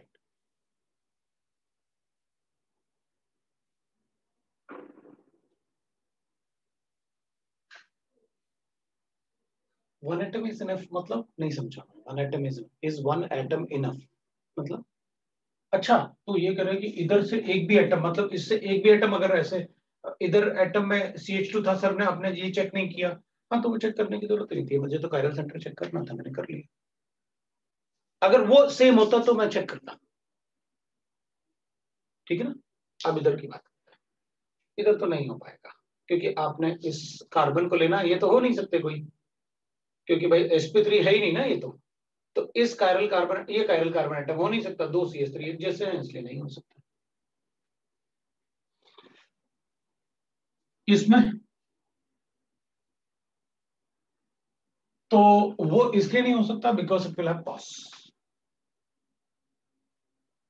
इसलिए नहीं हो सकता। उसमें प्लेन ऑफ सिमेट्री होगा क्योंकि एक कार्बन से अगर एक ही एटम से 2 सेम ग्रुप अटैच्ड है तो वो ऑप्टिकली एक्टिव नहीं होगा। ये ऑप्टिकली इनएक्टिव होगा। क्यों? क्योंकि इसमें प्लेन ऑफ सिमेट्री भी है और सेंटर ऑफ सिमेट्री भी है। इसमें तो दोनों ही है। इसमें तो सेंटर ऑफ सिमेट्री भी है और प्लेन ऑफ सिमेट्री भी है। ए वाले में प्लेन ऑफ सिमेट्री कहां पर है भाई? इस कार्बन से 4 डिफरेंट ग्रुप अटैच है, 4 डिफरेंट ग्रुप अटैच है, वो तो कायरल सेंटर है। और एक ही कायरल सेंटर मतलब ऑप्टिकली एक्टिव। तो ए में प्लेन ऑफ सिमेट्री कहां से हो जाएगा? मतलब तुम ये कह रहे हो कि ड्यूट्रियम और ट्रीशियम एक ही बात है? ये तो पहली बार सुन रहा हूं। ड्यूट्रियम और ट्रीशियम एक ही बात थोड़ी होगा, अलग अलग होगा वो तो। भाई इसमें न्यूट्रॉन अलग होंगे ना उससे, और तो उसका साइज भी अलग होगा, उसकी पोलैरिटी अलग होगी। ट्रीशियम अलग बिहेव करता है, ड्यूट्रियम अलग बिहेव करता है हाइड्रोजन से, मतलब दे आर डिफरेंट एटम्स। इसमें पास कॉस दोनों है। किसी को डाउट है क्या कि इसमें पास और कॉस दोनों कैसे है? सेंटर ऑफ सिमेट्री तो अपन को पता है। अब प्लेन ऑफ सिमेट्री इसी प्लेन से, जिस प्लेन में ये प्रेजेंट है, चारों एक ही प्लेन में प्रेजेंट है। इसमें सेंटर ऑफ सिमेट्री तो नहीं है लेकिन प्लेन ऑफ सिमेट्री है, ये भी नहीं होगा।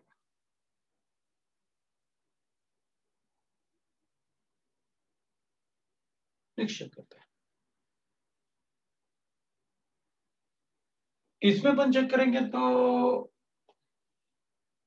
It doesn't have centre of symmetry है, इसकी वजह से। So, इसमें सेंटर ऑफ सिमेट्री नहीं है। अभी प्लेन ऑफ सिमेट्री की बात करूंगा तो no, it doesn't have plane of symmetry. It has one atom जिसमें 4 डिफरेंट ग्रुप अटैच्ड है, 1 2 3 और 4। तो कायरल सेंटर तो है।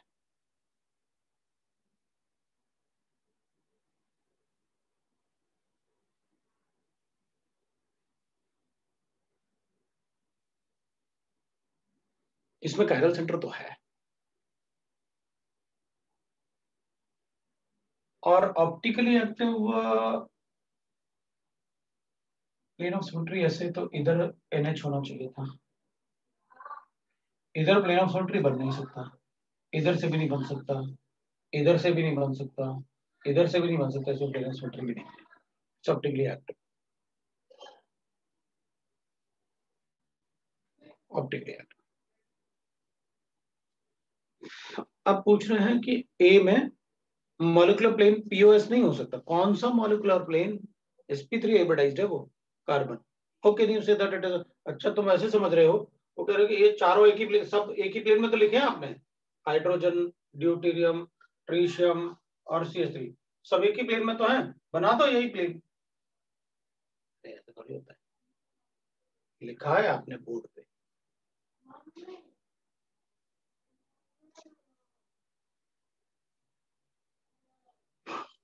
ठीक है ना, चलेगा, तो अपन बता दें, कोई बात नहीं, अपन को समझ में आ गया क्या करना था, ठीक है, मतलब अब बाकी भी गड़बड़ नहीं करेगी ना वो, मतलब अगर ऐसे पूछ लिया तो। चलो अब देखते हैं, इसकी बात करते हैं, सब दिख तो रहा है एक ये कायरल सेंटर, 4 डिफरेंट ग्रुप हटाना है उससे ऑप्टिकली। अब यहां पर अपन बात करेंगे तो अपन कहेंगे देखो तो यहां भी मुझे साफ साफ दिख रहा है, कैसे दिख रहा है, तो अपन कहेंगे देखो ना, ये कार्बन है, एक हाइड्रोजन है, एक CH3 है, एक C है जिससे 3 कार्बन अटैच्ड है, और एक CH2 है, they are different, they are different, तो ये क्या होगा, optically active. Plane of symmetry तो वैसे भी नहीं हो सकती थी इसमें, एक रिंग में CH3 था, दूसरे में नहीं है, सिमेट्री तो हो ही नहीं सकती मॉलिक्यूल, सेंटर ऑफ सिमेट्री भी नहीं हो सकती थी। इसकी बात करते हैं सर, मॉलिक्यूल सिमेट्रिक ही नहीं है तो भाई ऐसे भी नहीं बन सकता, ऐसे भी नहीं बन सकता क्योंकि इधर Br इधर Cl है, इधर Cl है, तो क्या हुआ, तो अपन कहेंगे अगर मैं ऐसे इधर से ऐसे प्लेन बना दूं तो हाँ, तो फिर इधर वाला और उधर वाला एक जैसा थोड़ी दिख रहा है, कहीं कोई प्लेन ऑफ सिमेट्री नहीं, मॉलिक्यूल ऑप्टिकली एक्टिव, ये ऑप्टिकली एक्टिव, ये भी ऑप्टिकली एक्टिव। 2 ब्यूटेनॉल तो आप बार बार एग्जांपल भी दे चुका हूं मैं, 2 ब्यूटेनॉल में आप ऐसे लिखते हैं, दिस इज 2 ब्यूटेनॉल, है ना, एक कार्बन है। अब IUPAC नेम लिखना होता तो क्या करते हैं अपन, हेक्सेन लिख लेते, ओके, अब 2 का मिथाइल लगा देते, लगा दिए, 2 मिथाइल एक जैसे हो गए, ऑप्टिकली एक्टिव,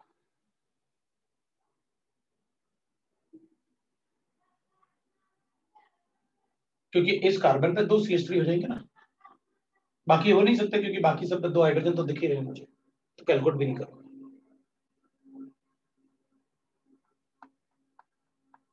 अब बोलो इनमें से कोई डाउट है? हमें मॉलिक्यूल में ऑप्टिकल एक्टिविटी चेक करने के लिए मिनिमम कंडीशन अच्छे से पता है कि मॉलिक्यूल में कैसे अपन बता सकते हैं कि वो ऑप्टिकली एक्टिव होगा या नहीं, ये ठीक है, कोई भी मॉलिक्यूल ऑप्टिकली एक्टिव होगा या नहीं होगा, ठीक है। अब मुझे एक छोटा सा पार्ट ज्योमेट्रिकल आइसोमेरिज्म का और डिस्कस करना था, क्योंकि जब मैं होमवर्क देने के बारे में सोचा कि अब मैं ज्योमेट्रिकल आइसोमेरिज्म का होमवर्क भी दूंगा आपको, तो मुझे याद आया कि भाई मैंने नंबर ऑफ आइसोमर्स कैसे कैलकुलेट करेंगे बच्चे, वो तो मैंने शायद बताया नहीं, नंबर ऑफ आइसोमर्स कैसे कैलकुलेट करते हैं। अब एम एग्जाम्पल में भूल गया, मुझे भी नहीं याद है क्या है, तो मुझे बताओ तो मैं एम एग्जाम्पल वापस कैलकुलेट करता हूँ। 2 मिथाइल हेक्सेन, हाँ तो बनाओ ना हेक्सेन,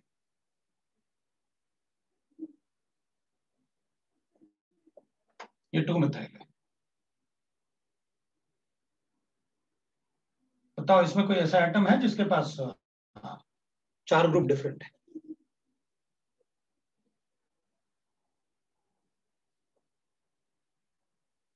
कोई ऐसा एटम बताओ इसमें जिसमें 4 डिफरेंट ग्रुप नहीं है, तो ऑप्टिकली ना atom.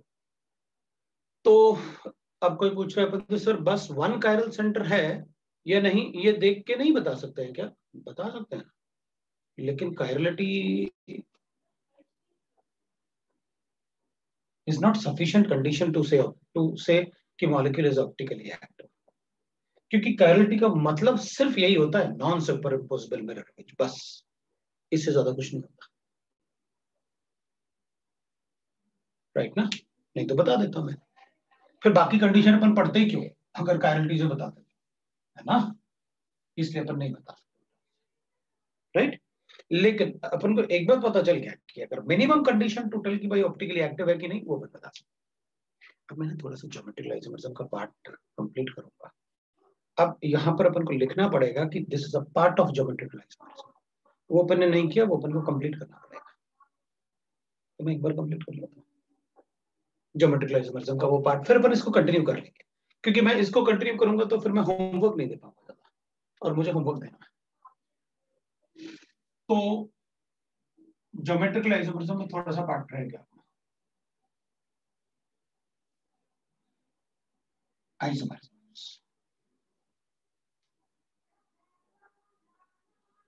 to calculate the number of geometrical isomers, to calculate the number of geometrical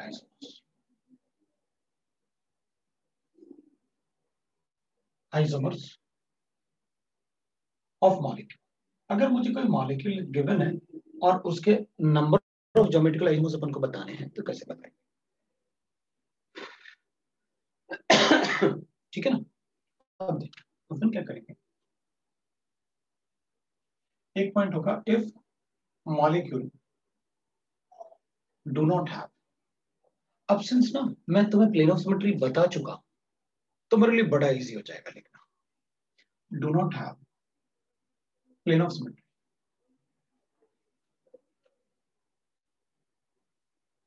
then number of molecule do not have plane of symmetry, the number of geometrical isomers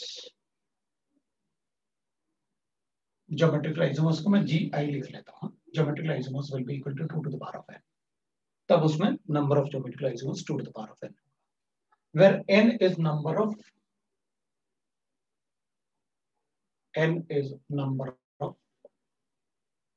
a restricted rotation site,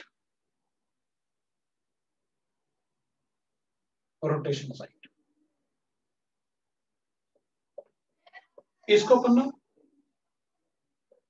stereo centres भी बोलते हैं, और restricted rotation site को अपन stereo centres भी बोलते हैं,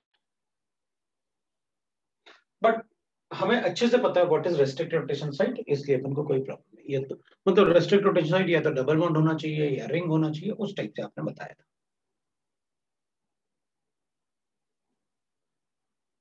if molecule have pos, then तो अपने पास दो कंडीशन बने, when even number of restricted rotation site और rotation site, तो नंबर ऑफ ज्योमेट्रिकल आइसोमर्स होंगे 2 to the power of n minus 1 plus 2 to the power of n by 2 minus 1, ऐसे।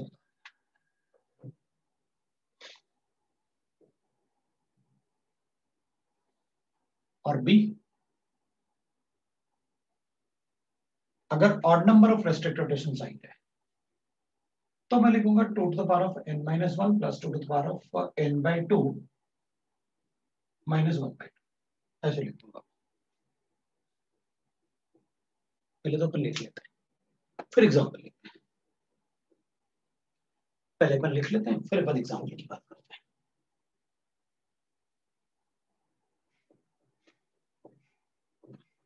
लिख लिया, अब अपन एग्जाम्पल लेते हैं। पहले भाई अपन कैसे बताएंगे कैसे इन सब चीजों, तो अपन एग्जाम्पल लेते हैं।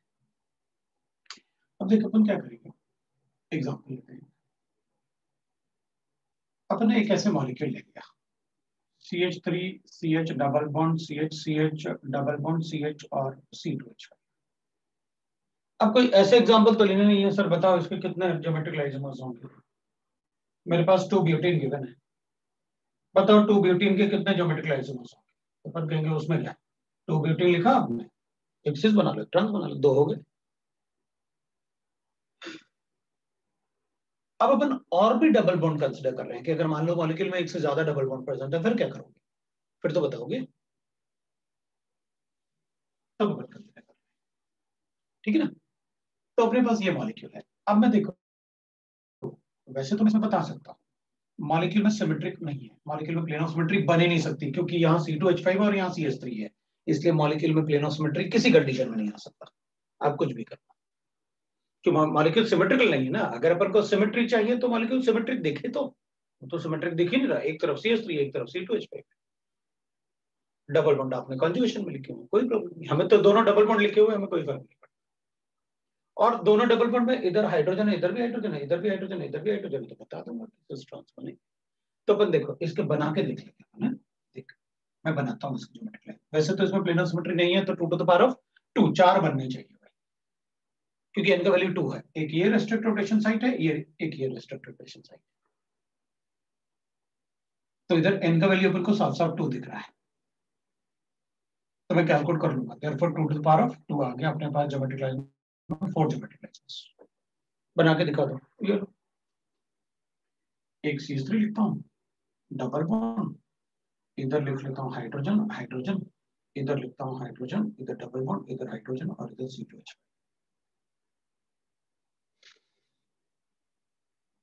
इधर भी सिस इधर भी सिस, तो एक ये हो गया। अब मैं एक लिख लेता हूँ ऐसे, मान लो इधर लिखा मैंने डबल बॉन्ड CH लिख लिया, इधर मैंने इधर लिख लिया मैंने सपोज, इसको अपन ट्रांस बना देते हैं, इधर H डबल बॉन्ड C, इधर H और C2H, ये सिस था ये सिस था, ये ट्रांस है ये भी ट्रांस है। अब थर्ड बना लेता हूँ, C है, इसमें सिस बनाता हूँ और इसमें ट्रांस बनाता हूँ, ये लो इधर लिख देता हूँ, इधर CH3 है, इधर अपन लिख लेते हैं ट्रांस, ये अपने पास ट्रांस आ गया, और इधर अपन लिख लेते हैं सिस, डबल सिस। तो अपन कहेंगे देखो सर एक बात है, इसमें आपने सिस और सिस लिखा, मुझे कोई प्रॉब्लम नहीं था, ट्रांस और ट्रांस लिखा, मुझे कोई प्रॉब्लम नहीं था, क्योंकि दोनों में ट्रांस है। यहाँ एक सिस लिखा आपने और एक ट्रांस लिखा आपने, यहां पर आपने एक सिस लिखा और एक ट्रांस लिखा, तो ये सेम नहीं है, तो अपन कहेंगे दो सेम नहीं है, क्योंकि यहां पर आपने CH2 के रिस्पेक्ट में ट्रांस किया, जबकि इसमें CH2 के रिस्पेक्ट में सिस है, अलग अलग हुए ना। यहाँ CH3 के रिस्पेक्ट में सिस था, जबकि यहाँ CH3 के रिस्पेक्ट में ट्रांस है। हाँ, अगर मॉलिक्यूल ऐसे होता, अपन कहते हैं अच्छा ठीक है, मेरे पास अगर ऐसे गिवन होता, एग्जाम्पल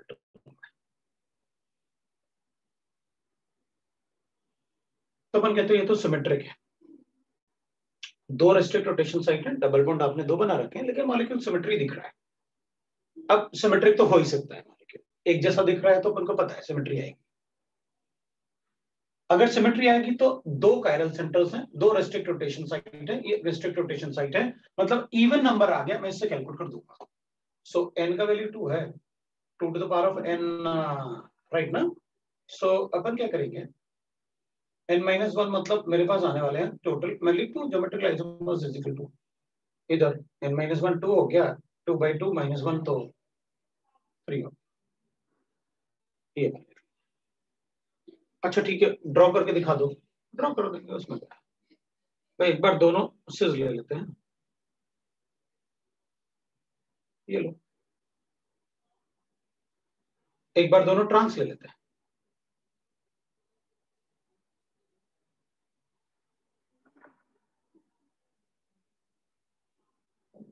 दोनों ट्रांस हो गए।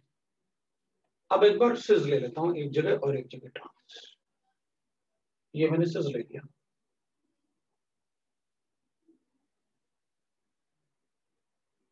और एक जगह मैंने ट्रांस कर लिया, इधर मैंने डबल बॉन्ड लिखा, इधर C लिख लिया, इधर H हो गया, इधर ट्रांस।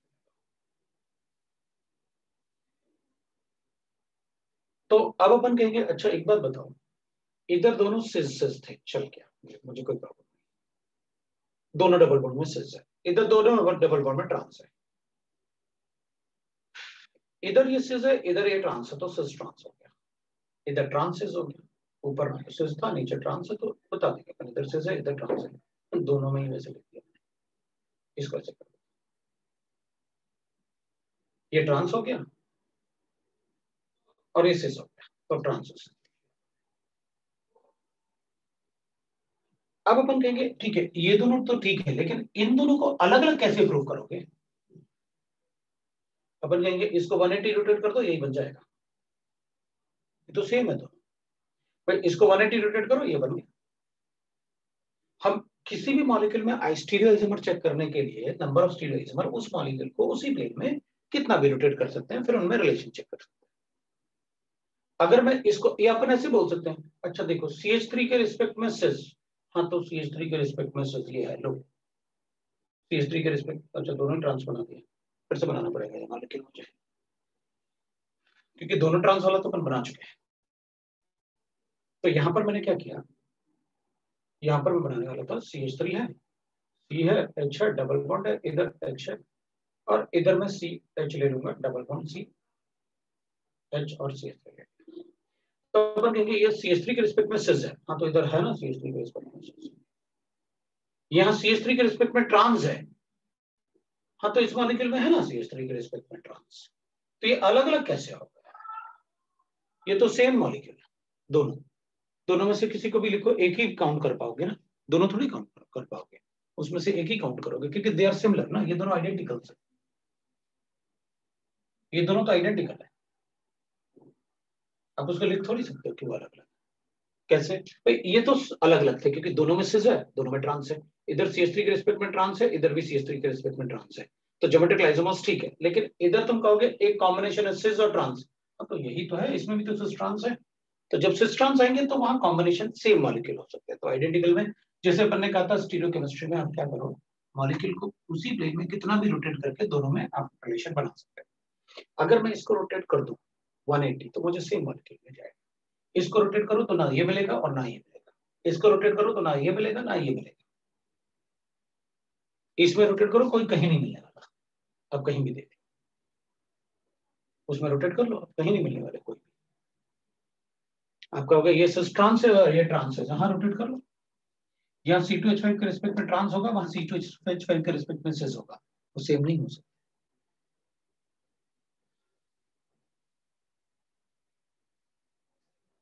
नंबर ऑफ ज्योमेट्रिक,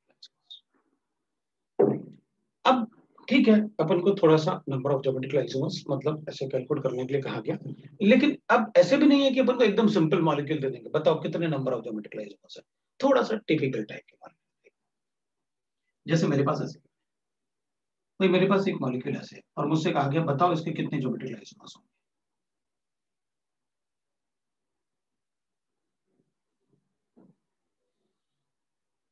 तो मैं कहूंगा इसमें रेस्ट्रिक्ट रोटेशन साइड कैलकुलेट कर लो, भाई सिमेट्री तो नहीं हो सकती इसमें, आप चाहे कुछ भी कर लो, क्योंकि एक ही सीएल है दूसरा है ही नहीं, सिमेट्री का मतलब प्लेन ऑफ सिमेट्री, और प्लेन ऑफ सिमेट्री अपन को अच्छे से आता है,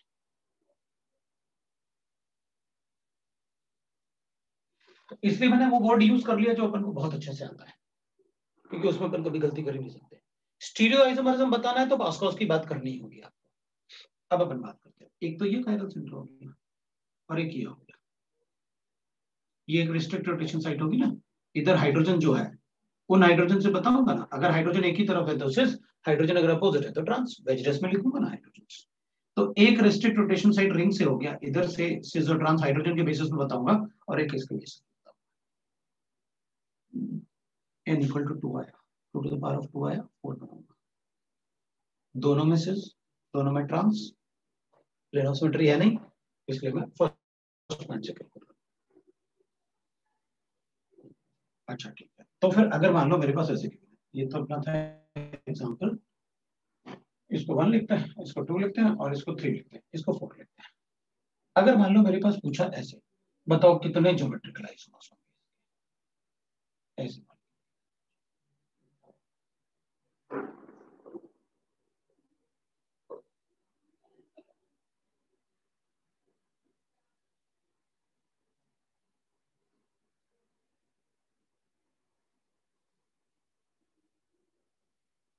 अभी मैंने बनाया है, वैसे बना के देंगे नहीं अपन, मतलब मैं आपको सीधा ऐसे लिख सकता था। अभी तो मैंने इसलिए बनाया कि आपको दिखे, आप गलती ना करो। मैं तो सीधा ऐसे लिख देता। तो अपन कहते देखो देखो सर, एक तो मैं बताऊंगा इन दोनों के बेसिस पे,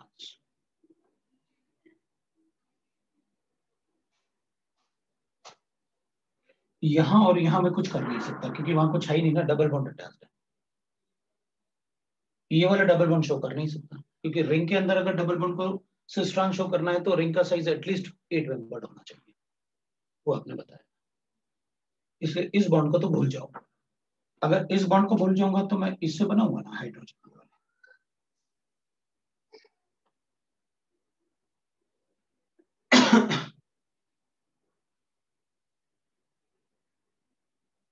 तो मैं इस, अब मैं क्या करूंगा ना, अब ये वाला शो कर सकता है क्या, ये लोन पेयर और ये, तो अपन क्या कर सकता है ना, एक बार पीएच को ऊपर लिखते हैं, लोन पेयर को नीचे, और एक बार लोन पेयर को ऊपर लिखते हैं और पीएच को नीचे, हो जाएगा।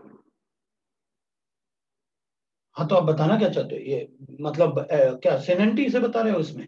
क्योंकि ज्योमेट्रिक आइसोमरिज्म का मतलब ये नहीं कि सिर्फ सिजो ट्रांस होगा, सेनेंटी भी हो सकता है, इजेड भी हो सकता है। अब ये तो कीटो ऑक्साइम है ना, ये तो कीटो ऑक्साइम है ना, ये तो ऑक्साइम होता है। ये तो कीटो ऑक्साइम इसलिए बोल रहा हूं मैं क्योंकि ये सी एच है, इधर सी एच थ्री अटैच है, इधर नीचे सी एच टू है, तो इजेड बताऊंगा ना उससे।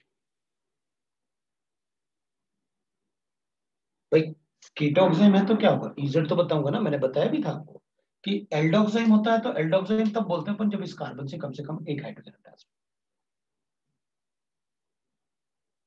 ये कीटोक्साइम है। अब अपन कहेंगे ठीक है ना, यहां से ज्योमेट्रिक आइसोमरिज्म इजेड तो बता सकता हूँ ना, तो बताओ। ये इधर इजेड लिखूंगा तो कहूंगा हमारे लिए क्या फर्क पड़ता है, एक रेस्ट्रिक्ट रोटेशन साइट ये हो गई और एक रेस्ट्रिक्ट रोटेशन साइट ये हो गई, दो हो गई, चार बनेगी। बना के दिखाओ, बना देंगे। ये सिस्ट्रॉन शो कर सकता है, ये इजेड शो कर सकता है, तो लिख देता हूँ ऐसे बना दूंगा। जब इसमें ई होगा तो इसका सिस बना देता हूँ एक बार, जब इसमें ई होगा तो एक बार ट्रांस बना लूंगा इसका, फिर इसको जेड बनाऊंगा, जब इसका जेड होगा तो सिस बनाऊंगा, और जब इसका ट्रांस मतलब जेड होगा तो एक बार ट्रांस बना दूंगा। लो भाई, चार बन गए। एक बार इसमें ई बना लेते हैं और इन दोनों को सिस ट्रांस कर देते हैं हाइड्रोजन के बेसिस पे या CH3 के बेसिस पे, और एक बार इसको फिर जेड में रख लेते हैं और फिर सिस ट्रांस इसमें बना लेते हैं। इस टाइप के क्वेश्चन अपन को देंगे, इसी टाइप के क्वेश्चन आते हैं, थोड़े और अच्छे करेंगे जब अपन स्टीरियोइसोमरिज्म पढ़ लेंगे। फिर अपन से कहेंगे अच्छा ठीक है मेरे पास ऐसे की बने, अब बताओ कितने ज्योमेट्रिक आइसोमर्स, तो मैं एक क्वेश्चन लिख रहा हूँ, तुम मुझे बताओगे answer. Number of geometric isomers for this molecule, मेरे पास एक मॉलिक्यूल ऐसे की बने।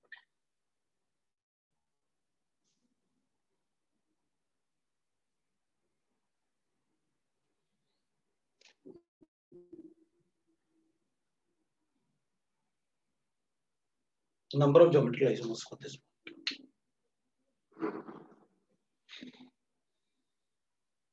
अब थोड़ा सा केमिस्ट्री भी चेक किया मैंने है, लेकिन सब कुछ बता रखा है, आपको पहले बताया हुआ है, अगर नहीं आएगा तो बताऊंगा मैं फिर से, मुझे कोई प्रॉब्लम नहीं है, लेकिन बता रखा है।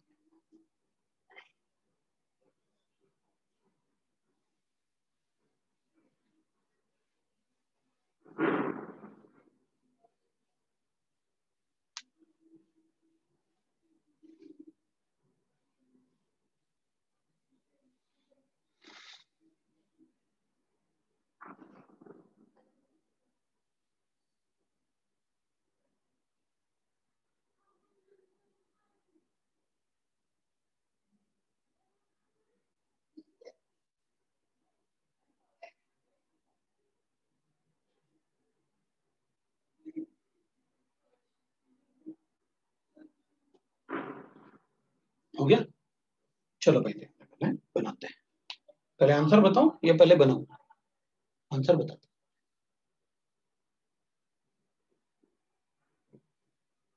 तो अभी पता क्या होगा, मैं ऐसे लिखूंगा ये सिस है और इसी में ट्रांस होता है।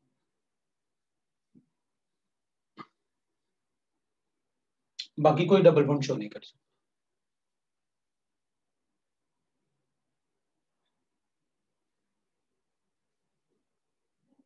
ये तो शो कर नहीं सकता, ये अपन को पता है कि किससे से लिखूं या ट्रांस लिखूं, बता दो भाई। तो ये तो नहीं शो कर सकता था, ये शो कर सकता है सिस और ट्रांस। तो अपन कहेंगे सर ये क्यों नहीं? हाँ तो ये तो एलिन्स है ना, आपने तो इसका स्ट्रक्चर ही बता रखा है। एलिन्स में क्या होता है, मैंने आपको बताया कि जब भी कोई कार्बन एटम में डबल बॉन्ड होगा ना, तो उनसे जो बॉन्ड अटैच्ड होंगे वो मॉलिक्यूलर प्लेन से परपेंडिकुलर। मतलब अगर अपन इसमें पाई बॉन्ड बनाते हैं तो इसमें मैं इसको ऐसे बना सकता हूँ, इसमें मैं इसको ऐसे बना सकता हूँ, इसको ऐसे बनाते हैं, इसको ऐसे बनाते हैं, और जो पाई बॉन्ड होगा वो perpendicular to the molecular plane होता है। ये मैंने आपको बताया। तो अपन ने कहा था कि भाई ठीक है, अगर ये CH3 है और ये H है, वो कुछ भी हो सकता है, एलिन देख रहे हैं अपन कि भाई डबल बॉन्ड में क्या करना है। तो अपन कहेंगे देखो सर, अब अगर मुझे फिर से एक कार्बन एटम अटैच करना है, इधर हाइड्रोजन, अगर मुझे इस कार्बन में फिर से पाई बॉन्ड बनाना है, तो अपन ने कहा था कि देखो अगर ये दोनों px से बने हैं तो इसी कार्बन से फिर पाई बॉन्ड बनाना है। अगर इस कार्बन से फिर पाई बॉन्ड बनाना है तो वो पाई बॉन्ड कभी एक ही प्लेन में नहीं हो सकता। क्यों? आप px यूज कर चुके हो, आपको py यूज करना पड़ेगा दूसरा पाई बॉन्ड बनाने के लिए। क्योंकि अगर ये कार्बन भी इसके साथ पाई बॉन्ड बनाएगा तो वो py से बनाएगा। मतलब अगर ये पाई बॉन्ड px से बना है तो ये पाई बॉन्ड py से बना है। ये px से बना हुआ है, इसके ग्रुप परपेंडिकुलर होंगे इससे पाई बॉन्ड से। अब ये पाई बॉन्ड इस पाई बॉन्ड से परपेंडिकुलर होने वाला है। ये दोनों ग्रुप इससे परपेंडिकुलर हैं, ये इससे परपेंडिकुलर है, और इससे ये दोनों ग्रुप परपेंडिकुलर है। मतलब एलिन्स में अब क्या होने वाला है, मैं अगर एलिन्स लिखता हूं ऐसे,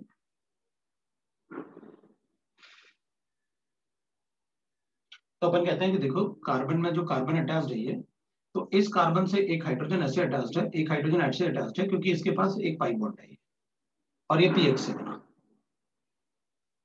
तो दूसरा कार्बन जो ये यूज करेगा ना, पाई बॉन्ड जो बनाएगा वो py से बनाएगा, ये py से।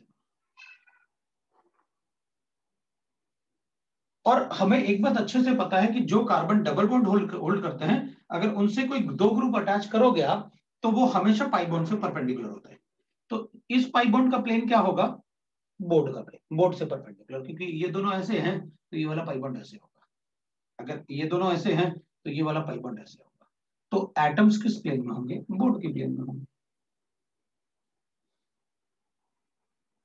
मतलब ये चारों एटम जो है ना, वो कभी एक ही प्लेन में थे ही नहीं। तो ज्योमेट्रिकल आइसोमरिज्म कैसे बताओ? ज्योमेट्रिकल आइसोमरिज्म के लिए मुझे ऐसे चाहिए, ये दोनों एक ही प्लेन में, जबकि ये दोनों तो परपेंडिकुलर हो गए। मतलब इट इज लाइक दिस। मैं उसको फिर वेज में बना के दिखाता हूँ। मेरे पास हाइड्रोजन है, कार्बन है, ये हाइड्रोजन है, इधर मैंने ऐसे बनाया। तो फिर जो कार्बन कार्बन से दूसरा बॉन्ड बनेगा वो वेज में बनेगा। भाई ये वाला पाई बॉन्ड और ये दोनों ग्रुप एक ही प्लेन में प्रेजेंट है, और इसके जो ग्रुप और एटम प्रेजेंट होंगे वो बोर्ड के प्लेन में होंगे, क्योंकि ये दोनों ग्रुप और एटम इसके परपेंडिकुलर होने चाहिए। इसका मतलब है ये दोनों हाइड्रोजन एटम, जो ग्रुप यहाँ अटैच्ड है और जो ग्रुप यहाँ अटैच्ड है, जो ग्रुप यहाँ अटैच्ड है और जो ग्रुप यहाँ अटैच्ड है, they are not in the same plane. तो कैसे बताऊंगा सिस और ट्रांस? भाई सिस और ट्रांस बताने के लिए आपको ऐसे बताना पड़ेगा। आप कहोगे सिस और ट्रांस के लिए आपको दो ग्रुप ऐसे हैं, दोनों ग्रुप एक ही तरफ है तो सिस है, अपोजिट साइड है तो अपन कहते हैं ट्रांस है। लेकिन सिस ट्रांस में ऐसे ग्रुप अगर है तो कैसे बताऊं? भाई इधर तो ऐसे ही है ना, ये दोनों बोर्ड के प्लेन में है और ये दोनों ऐसे परपेंडिकुलर टू द बोर्ड, तो इसमें सिस ट्रांस कैसे बताए? तो बना ही नहीं सकता सिस ट्रांस। तो एलिन्स में अगर डबल बॉन्ड्स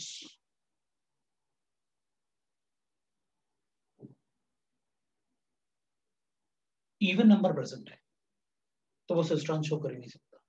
तो अपन कहेंगे ठीक है सर ऐसे बना दूं, अब तो करेगा ना, ऐसे बनाऊंगा तो करेगा ना।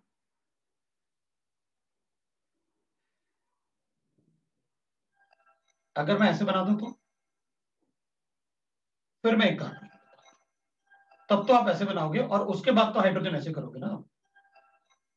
अब तो हाइड्रोजन ऐसे करोगे ना भाई, ये पी एक्स से बना, ये पी वाई से बना, ये फिर पी एक्स से बना।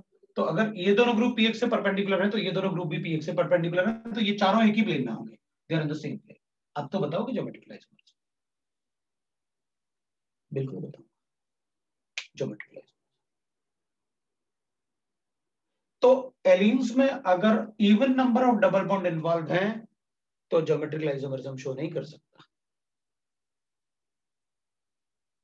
जब odd number of double bond involve होंगे एलीन्स में तो फिर उसके टर्मिनल ग्रुप्स एक ही प्लेन में आ जाएंगे, तब शो कर सकते हैं।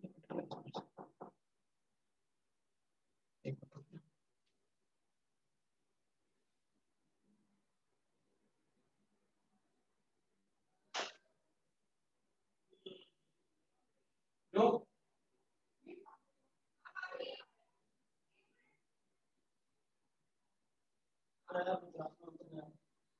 दो बार लगा,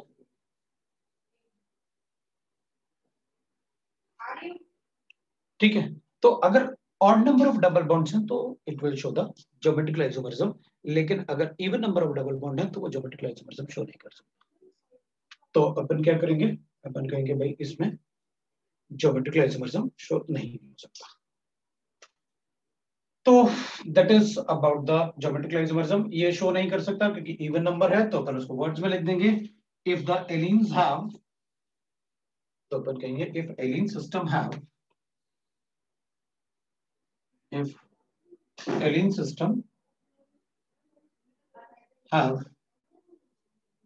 odd number of double bond, then it can show geometric.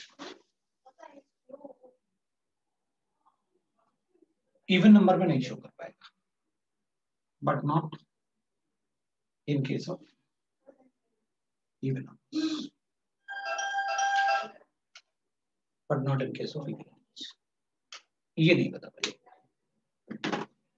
So that is about the number. हमें जो कैलकुलेट करने होते हैं वो इस टाइप के क्वेश्चन में अपन से कभी कभी फंसा सकते हैं, बाकी अपन और कैलकुलेट कर लेंगे। आप भी कैलकुलेट करोगे, आपको पता है कैसे कैलकुलेट करना है। If there is plane of symmetry और नॉट, अगर नहीं है मॉलिक्यूल में कहीं से भी प्लेन ऑफ सिमेट्री तो n is restricted rotation side, और अगर है तो अपन कैलकुलेट करके बता। ज्योमेट्रिकल आइसोमरिज्म को मुझे ऑप्टिकल में भी काफी यूज करना होगा, इसलिए मैं ऑप्टिकल को देखूंगा, ऑप्टिकल में भी आपको इसको बताऊंगा। अब अपन चेक कर सकते हैं इसके बाद, that is properties of geometrical isomerism. मुझे कुछ प्रॉपर्टीज लिखना होता है ज्योमेट्रिकल आइसोमरिज्म का, so will write the properties of geometrical isomers. तो अपन लिखेंगे भाई प्रॉपर्टीज ऑफ ज्योमेट्रिकल आइसोमर्स लिखो। What are the properties of geometrical isomers? तो अपन लिखेंगे that is properties of geometrical isomers.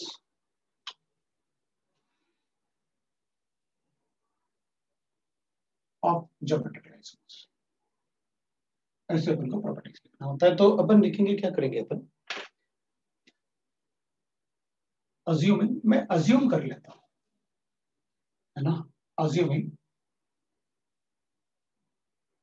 Molecules like, मैं एक एग्जांपल ले लेता हूं, फिर अपन प्रॉपर्टीज उसके हिसाब से डिस्कस कर रहे हैं।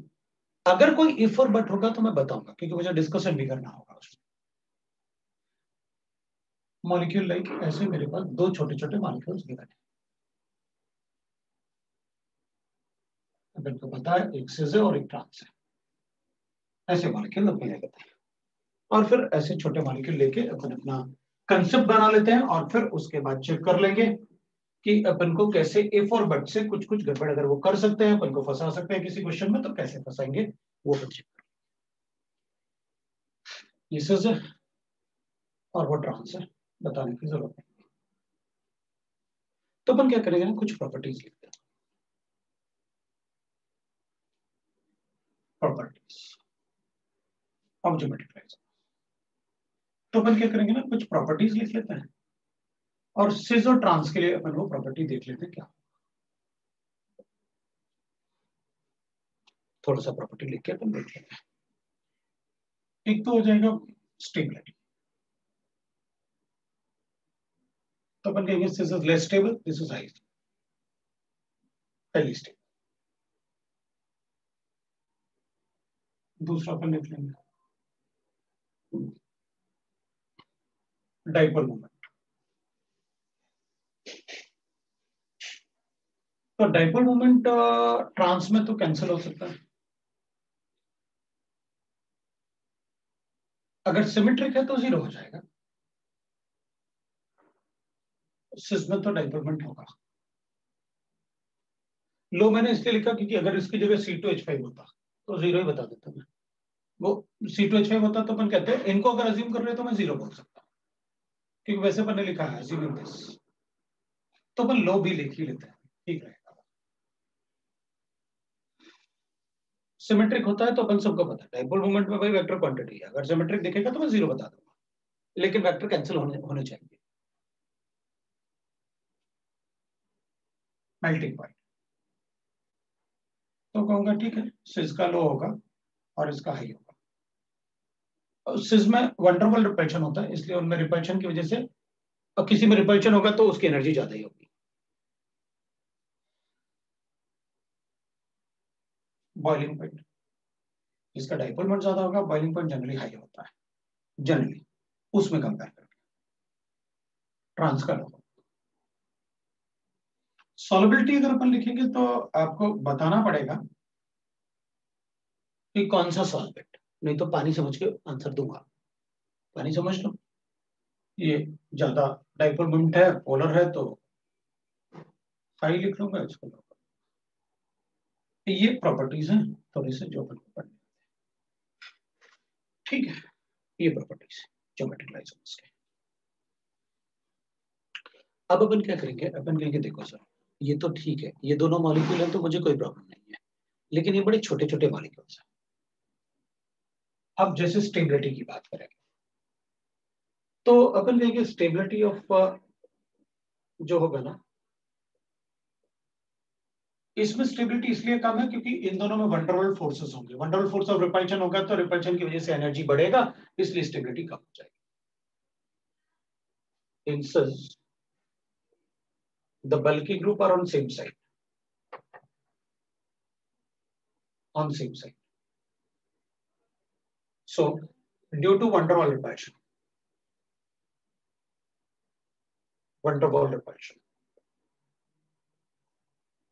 उसको अपन स्टेरिक स्ट्रेन या SIR इफेक्ट, लेकिन रेजोनेंस तो नहीं है, लेकिन अपन कहेंगे steric effect. So since the bulky groups are on the same side, so there is a van der Waals repulsion, that is steric strain. It has higher energy.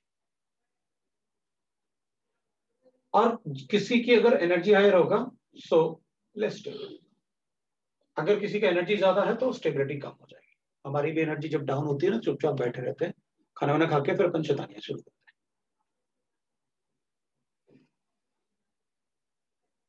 Dipole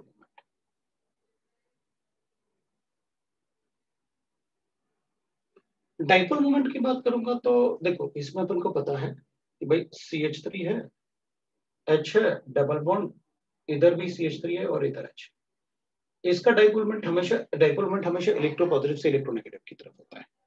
ये sp3 है, ज्यादा electropositive है, ये sp2 है, ज्यादा electronegative atom है, तो इसका डाइपोल मोमेंट ऐसे, इसका डाइपोल मोमेंट ऐसे और इसका डाइपोल मोमेंट ऐसे। अपन को पता है ये इसको कैंसिल नहीं कर सकता क्योंकि इसके प्लस इफेक्ट की वजह से इसका डाइपोल मोमेंट ज्यादा है, इसके कंपैरिजन में तो कैंसिल नहीं हुआ। इसका डाइपोल मोमेंट ज्यादा होगा, इसका ना तो प्लस इफेक्ट होता है, तो ये ज्यादा डाइपोल मोमेंट शो करेंगे तो ओवरऑल डाइपोल मोमेंट इस तरफ आएगा, तो इसमें mu is not equal to 0। लेकिन इसमें क्या होगा कि सिंस मॉलिक्यूल सिमेट्रिक है तो डाइपोल मोमेंट कैंसिल हो जाएगा, इस केस में डाइपोल मोमेंट कैंसिल हो जाएगा, so mu is equal to 0। लेकिन अपन को एक बात और पता है कि भाई अगर ऐसे है हमारे पास, ऐसे हमारे पास, तो अगर ये ट्रांस होगा तो इधर CH3, ये तो सिमेट्रिक ही नहीं है तो डाइपोल मोमेंट 0 हो ही नहीं सकता। जब सिमेट्रिक नहीं है तो डाइपोल मोमेंट 0 कैसे होगा, क्योंकि दोनों वेक्टर का स्ट्रेंथ तो अलग अलग होगा। नो डाउट इसका वेक्टर इस डायरेक्शन में होगा, इलेक्ट्रोपॉजिटिव से इलेक्ट्रोनेगेटिव, इसका इस डायरेक्शन में होगा, लेकिन प्रॉब्लम ये है कि इसका वेक्टर स्ट्रेंथ और इसका वेक्टर स्ट्रेंथ अलग अलग होगा, क्योंकि इसका प्लस इफेक्ट अलग होता है, इसका प्लस हाइड्रोजन कैंसिल हो जाएगा। तो अपन कहेंगे, मैं ऐसे बोल दूं कि सिस का डाइपोल मोमेंट हमेशा ज्यादा होता है ट्रांस से, ऐसे तो बोल सकते हैं, क्योंकि ट्रांस में तो अपोजिट वेक्टर्स होते ही हैं। तो अपन कहेंगे बिल्कुल नहीं। आप तो कैलकुलेट कर लो, मेरे पास ये मॉलिक्यूल है सिस और ट्रांस, बताओ किसका डाइपोल मोमेंट ज्यादा है। मेरे पास ये सिस है और मेरे पास ये ट्रांस है,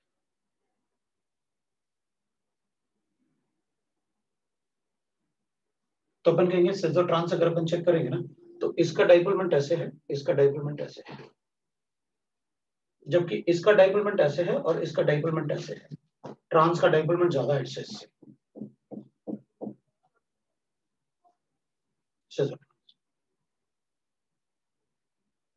इसलिए अपन कभी भी ऐसा नहीं कहेंगे सिस का, इसलिए मैंने लिखा था अज्यूमिंग दीस मॉलिक्यूल्स बोल रहा हूं मैं, तब मैंने वो लिखा था।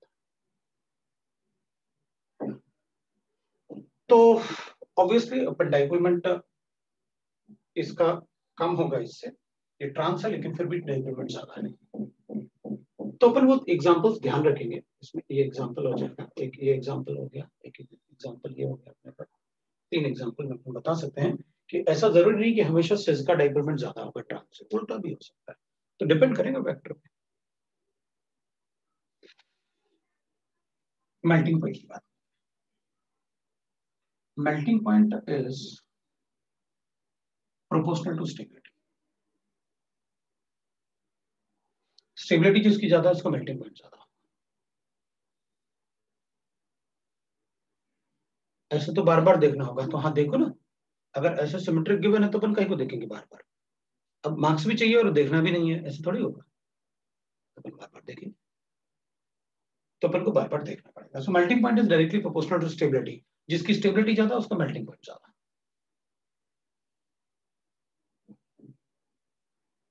क्यों? क्योंकि जिसकी स्टेबिलिटी ज्यादा होगी उसकी एनर्जी कम होगी, एनर्जी कम है तो मेल्ट करने के लिए ज्यादा एनर्जी देनी पड़ेगी।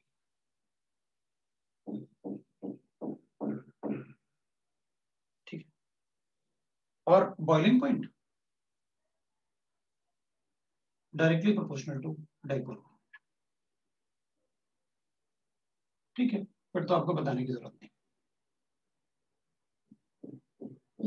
और सॉल्युबिलिटी, क्योंकि आपने कुछ लिखा नहीं ना, इसलिए मैं वाटर एज्यूम कर लूंगा, कुछ लिखो ही मत, वाटर ही एज्यूम कर लेंगे, डायरेक्टली प्रोपोर्शनल टू डाइपोल। ये प्रॉपर्टीज है, ये आपका प्रॉपर्टीज वाला पार्ट है जो खत्म हो गया। ये ज्योमेट्रिकल आइसोमरिज्म का पार्ट मेरा छूटा हुआ था, जो मैंने कंप्लीट कर लिया।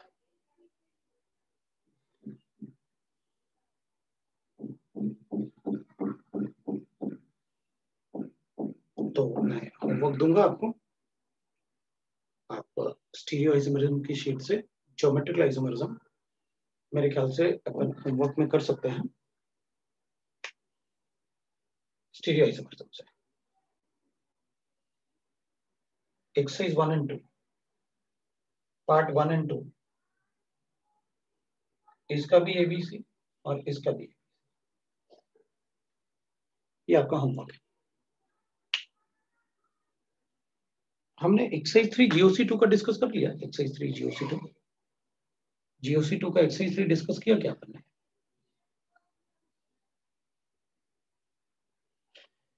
ठीक है, फिर भी इसके बाद अगर किसी को जीओसी 2 भी पूछना है तो वो पूछ सकता है। ये अपना ज्योमेट्रिकल आइसोमरिज्म खत्म हो गया, जो मैंने छोड़ दिया था। अब अपन आगे बढ़ सकते हैं, कंटिन्यू करेंगे नेक्स्ट टाइम ऑप्टिकल आइसोमरिज्म। अब मजा भी आएगा पढ़ने में, लेकिन लास्ट तक क्लास में भागना नहीं, क्योंकि जो भागेगा ना वो पछताएगा, क्योंकि ऑब्वियसली बात है, मैं कहीं ना कहीं कंसेप्ट सारे बता ही रहा हूँ नए नए, क्योंकि अपन से क्वेश्चन पूछेंगे ना, तो इस टाइप का क्वेश्चन पूछेंगे, ये थोड़ी पूछने वाले बताओ क्या है, तो सभी को आता है, इसमें फंसेंगे वो तो। So that's all for today, चलो भाई, थैंक यू हो जाए। अब थोड़ा मुझे पढ़ाने में मजा आया, पता, थोड़ा बड़ा क्लास, चलो।